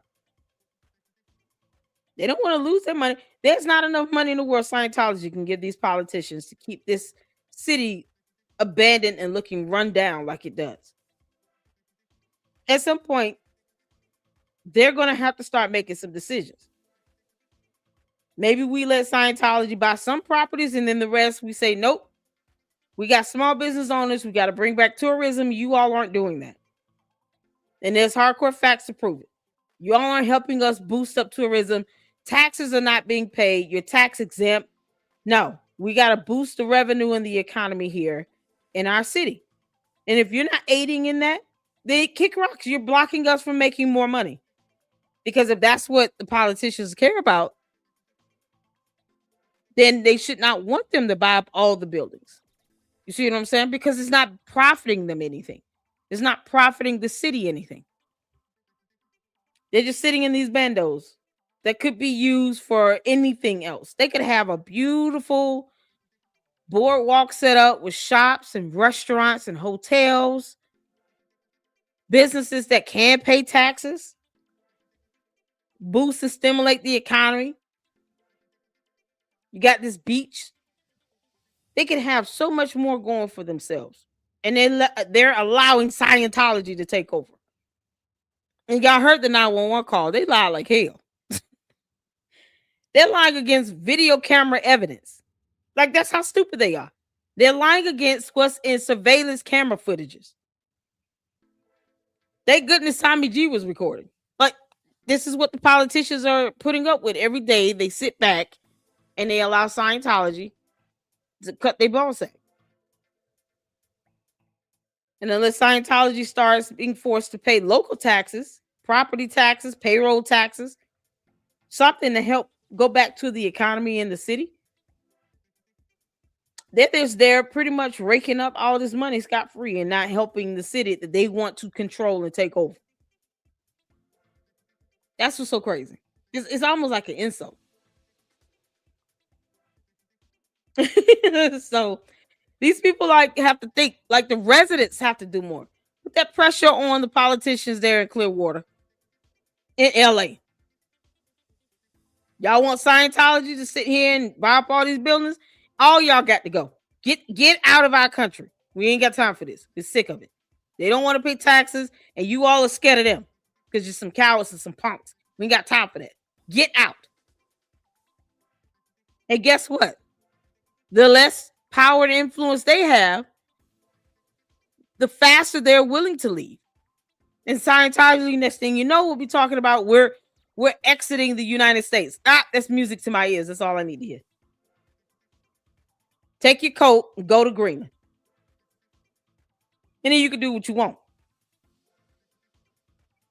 They would rather sit here and leech off of Americans. You got these celebrities giving them their hard-earned money. That's their choice. But then they're holding these cities hostage and then not paying it to the economy. They kept a business owner from opening up for over a year and a half. Like, that's so crazy. Make that make sense. So the politicians got to start thinking large scale, long term. Yeah, Scientology puts some money in your hand temporarily, but it only helps you as the politician. But you say, you know what? We got to do what's best for the city overall. I want business booming down here. Y'all not doing anything. Y'all not opening up a museum or a theme park or something. Boardwalk, shops, restaurants. Stop threatening all the business owners. Get the hell on. Like, they're not telling them that. So they're going to let them just keep their city hostage until the residents start fighting back against those politicians and then voting their asses out. And then they finally say, we're taking back our city. And if Scientology doesn't want to fall in line with what we, the residents, demand, kick rocks and get the hell out. You don't have to be here. You can pick somewhere else. I prefer Greenland. I prefer they just leave US soil. That's just me. This is how you be America first, people. But the politicians got to start thinking like that. And if they can't, vote them out. Vote them out. Yeah, that's man, it's so crazy. Good question, GB. Good question. GB says, I wonder if they are paying taxes on the land they are buying up. I don't think they are. I think they're not paying taxes at all. They do not pay property taxes. There you go. Francisca says they do not pay property taxes in the U.S. because the properties are designated for religious or charity purposes, allowing them to qualify for tax exemption. They're not even paying property taxes. So to all of the residents in Clearwater, Florida, are you still convinced that, as long as they're Americans, they can do what they want? Is that how you feel? They're not paying any level of taxes. And they bring in millions and hundreds of millions of dollars. They have wealthy donors. They have celebrities. Are y'all good in Clearwater, in LA, with a cult taking over and not even paying taxes? Are we good with that? Look at Scientology as another celebrity. Would you be good with this celebrity being in your community, not paying a dime of taxes, but they're racking in hundreds of millions of dollars a year in profit? And you can't even walk past their building without them lying to the police, law enforcement, about you walking past their building. Y'all see what I'm saying now? Put it in that perspective. Imagine Scientology is just another rich celebrity. I don't think Clearwater, Florida should be okay with this rich celebrity not paying any taxes because they want to lie about being a religious sector. They're a cult. Think about that. Get their asses up out of there. It's more of you all than it is of them. Mayo says, I will 100% vote and support you if you ever run for office. Child, I'm not even political by a little bit. Y'all, I can't even stop cussing for 5 minutes. No, I don't see myself in politics, honey. But that's sweet. I am so flattered. Francisca says, it was only in 2023 that they stopped paying taxes on property in the UK for the same reasons. GB says Francisca is not making them pay property taxes. That is the biggest problem for Clearwater. Absolutely. Francisca says that does become a problem, especially if the properties are laying vacant. They are laying vacant. No one's in them. There you go. All right, y'all. I dropped the link. I want to make sure you guys are good. Everybody was able to kind of vocalize and put their thoughts and opinions out there. I appreciate all of you all for supporting me here in the LLC. Y'all, we have so much we will be doing with Scientology and this cult and bringing more awareness. No one's scared of them. Don't let the bully win. They somehow they don't have a spine or backbone when it comes to criticism. Like they get to dictate the First Amendment. You better kick rocks. Tommy G, shout out to you. I appreciate all of you all so much. Hit that like button. Y'all share this content. Share the videos. Spread them around. Hopefully, I can reach out to Jenna Miscavige. We'll have her here in the LLC. I would love to do an interview with her and speak with her. So you guys help me reach out to. She's on TikTok, Facebook, and Instagram. I don't have Facebook or TikTok. Do I have TikTok? I don't think I have TikTok. If I do, I've only used it once. I can't remember what it would be for, but I definitely don't have Facebook and I'm not getting on. So I'm gonna try to see if I can get her attention to get her to come on to the LLC and do an interview with her. I would love to speak with her. And next time we go live on Scientology, we're gonna check out this video where she gave the middle finger. Oh, that's so awesome. Y'all, shout out to her. Y'all make sure you go and support her. Let her know that the LLC has sent you her way. And we're looking forward to hopefully being able to connect with her. Until the next one, you all tune in for 7 p.m. this evening. Collab with Jay Witt, my brother in Christ, going over a video he did with this guy named Peter. He was like obsessed with candy zones. Like, you know how, child. So we're going to have fun with that. You guys make sure you tune in and look out for that notification. And until the next one, Lady Luck Club out. Deuces.